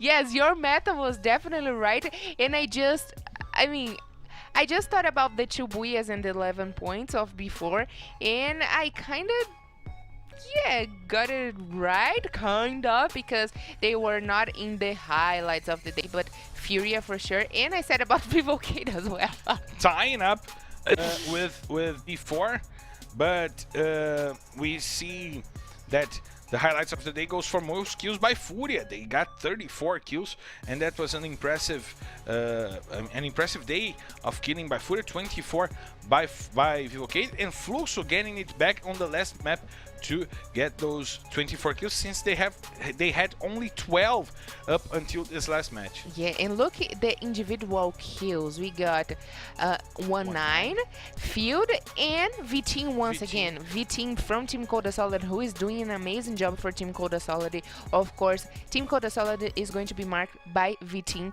especially the day-to-day in Kalahari, where he got the kills over FURIA team with grenades. But surprises me to see before in the most points of the day, of course, with the Booyah. I was expecting for sure FURIA team and Vivo KEYD. But let's just to be sure, let's check it out. But do you know who was the best fourth of team, the day? the 4th team in the rankings? Who was that? Los Grandes. They should have been only appearing. 1 point behind before, and Vivo KEYD, they had 54 points for the day. But FURIA is doing an amazing job. They brought the game back.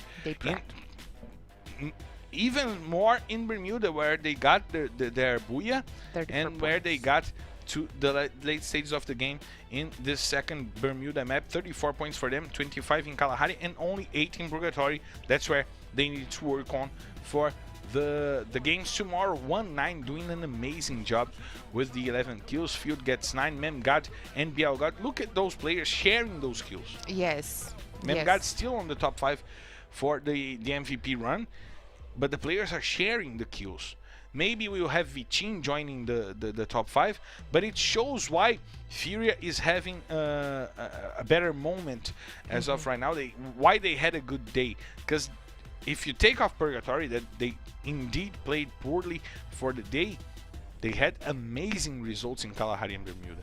Yes, indeed, Marcelo, they did, with 34 points in Bermuda, averaging 17 per map in Bermuda. Yes, 25 in Kalahari and 8 points in Purgatory. Even though it's a low, they still got great points in there.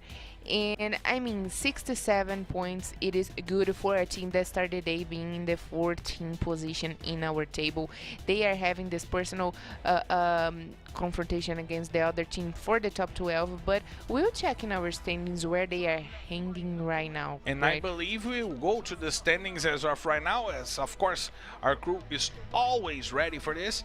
And Corinthians still leading. Vivo KEYD closes the gap. That's important for Vivo KEYD to keep themselves on the fight. Fluxo gets to the 3rd place and Santos gets to the 4th place. And as you said, as you predicted, Loud finishing off the day in the 6th place, but not the way that we expected. Right, not the way that we expected. And Vivo KEYD, I just wanted to check that Vivo KEYD belongs to the group A, so which means they are not gonna play tomorrow, because if they were, I'm pretty much sure they will get closer points of Corinthians right now. And FURIA finished the day in the 10th place. They are going to play. Yes, amazing job by FURIA, being the best team of the day, appearing in the highlights of the day. Great stuff from them. And I feel like if we have more matches to come, maybe Team 1 will get more points to reach at least a little bit closer of God Unidas. Maybe they could get a little close to God Unidas, but tomorrow they will play, they will face each other. That will be important for us to see, because they will face each other tomorrow. So and also Team Liquid will be back playing for tomorrow. So those 3 teams fighting for the first spot outside of the relegation zone will be in play tomorrow, and we will have to check out this fight, as we'll have to check out the fights between SS Esports, Loud and Corinthians, the 3 teams that will be playing tomorrow. We have to check out how FURIA and Nitroxx Top10 will fare off against each other before we'll face off against each other. We have lots of scenarios for us to check tomorrow, and one of the scenarios that I am most eager to watch tomorrow is the scenario of the kill leaders. Since MTS joins the fight tomorrow, he's leading the kills, and he will face off face to face against Ousado. General, who has 57 kills, he will not play tomorrow, but all of the other 4 players will be on the servers tomorrow. Yeah, so we are going to see not only the fight again for the top, but also for the kill leaders, which Ousado is getting in there very close of MTS, but right now they are equals in the matches played. 42 matches played for each one of them, and which it is amazing to see all of the players. And if we have had the complete list of the MVP, we would see also Vichin from Team Codasolid joining these guys, and Mem God, who keeps doing amazing work, and maybe 19, who were the best one today with 11 kills.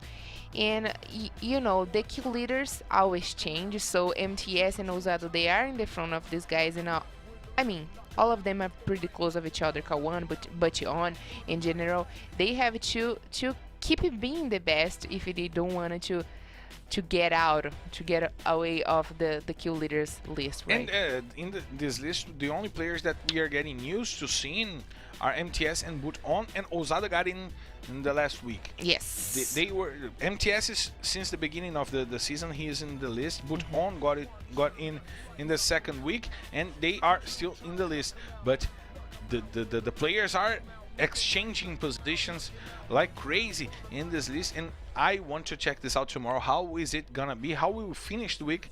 Who will be on the top of the rankings for kills, and also our standings, because we have to check our schedule for you guys to know who plays tomorrow, right, Carol? So who plays tomorrow? It is Group B against Group C. So God Unidas, INTZ, Loud, Nitroxx Top10, SS Esports, and Team Liquid are back in the game tomorrow, and they are going to play against the B4, Corinthians, FURIA Team, Netshoes Miners, Team Codasolid, and Team 1. And we already said that we should definitely watch out for the fight against the top one between Loud, Esports, and Corinthians, but also watch out for the fight in the bottom against God Unidas and Team 1, right, Marcelo? Right, we have lots of scenarios to pay attention tomorrow. The fights for the bottoms, the fights for the top. And let's see if Team Liquid will get the first Booyah tomorrow. We have to see if Team Liquid will get the first Booyah tomorrow. They got 3 second place finishes yesterday on the first round for the week. That was the 10th round of the LBFF Season 5, and it's amazing to see how they are improving their games, getting to the late stages of the game, but not getting the booyahs, right? Yes, right. They are almost there. I mean, that yesterday must be so frustrating for them because they were so close 3 times in a row. They were so close. But let's see if they learn from their mistakes finally. They have to adapt themselves again to the new meta of the season, and if tomorrow is going to be the chance for them to get the points, because one thing is for sure, they are away, at least for now, of the relegation zone. They are out of the relegation zone, but let's see if tomorrow they will still be outside of the relegation zone. And Carol, it was a pleasure to be by your side once again. Thank you so much, Marcelo. Thanks so much for you guys to join us this Sunday. I hope you guys have been joining as much as we are here, and we hope you guys can be also here with us tomorrow. See you later. Thank you guys for watching, and we'll be back tomorrow, but not at the same time. Tomorrow at 7 p.m. in Brazilian time and at 6 p.m. in Eastern time, we'll be back with groups B and C going at each other, and I demand you guys to be here because there are lots and lots more of Free Fire coming up for you guys. I see you tomorrow. Bye-bye.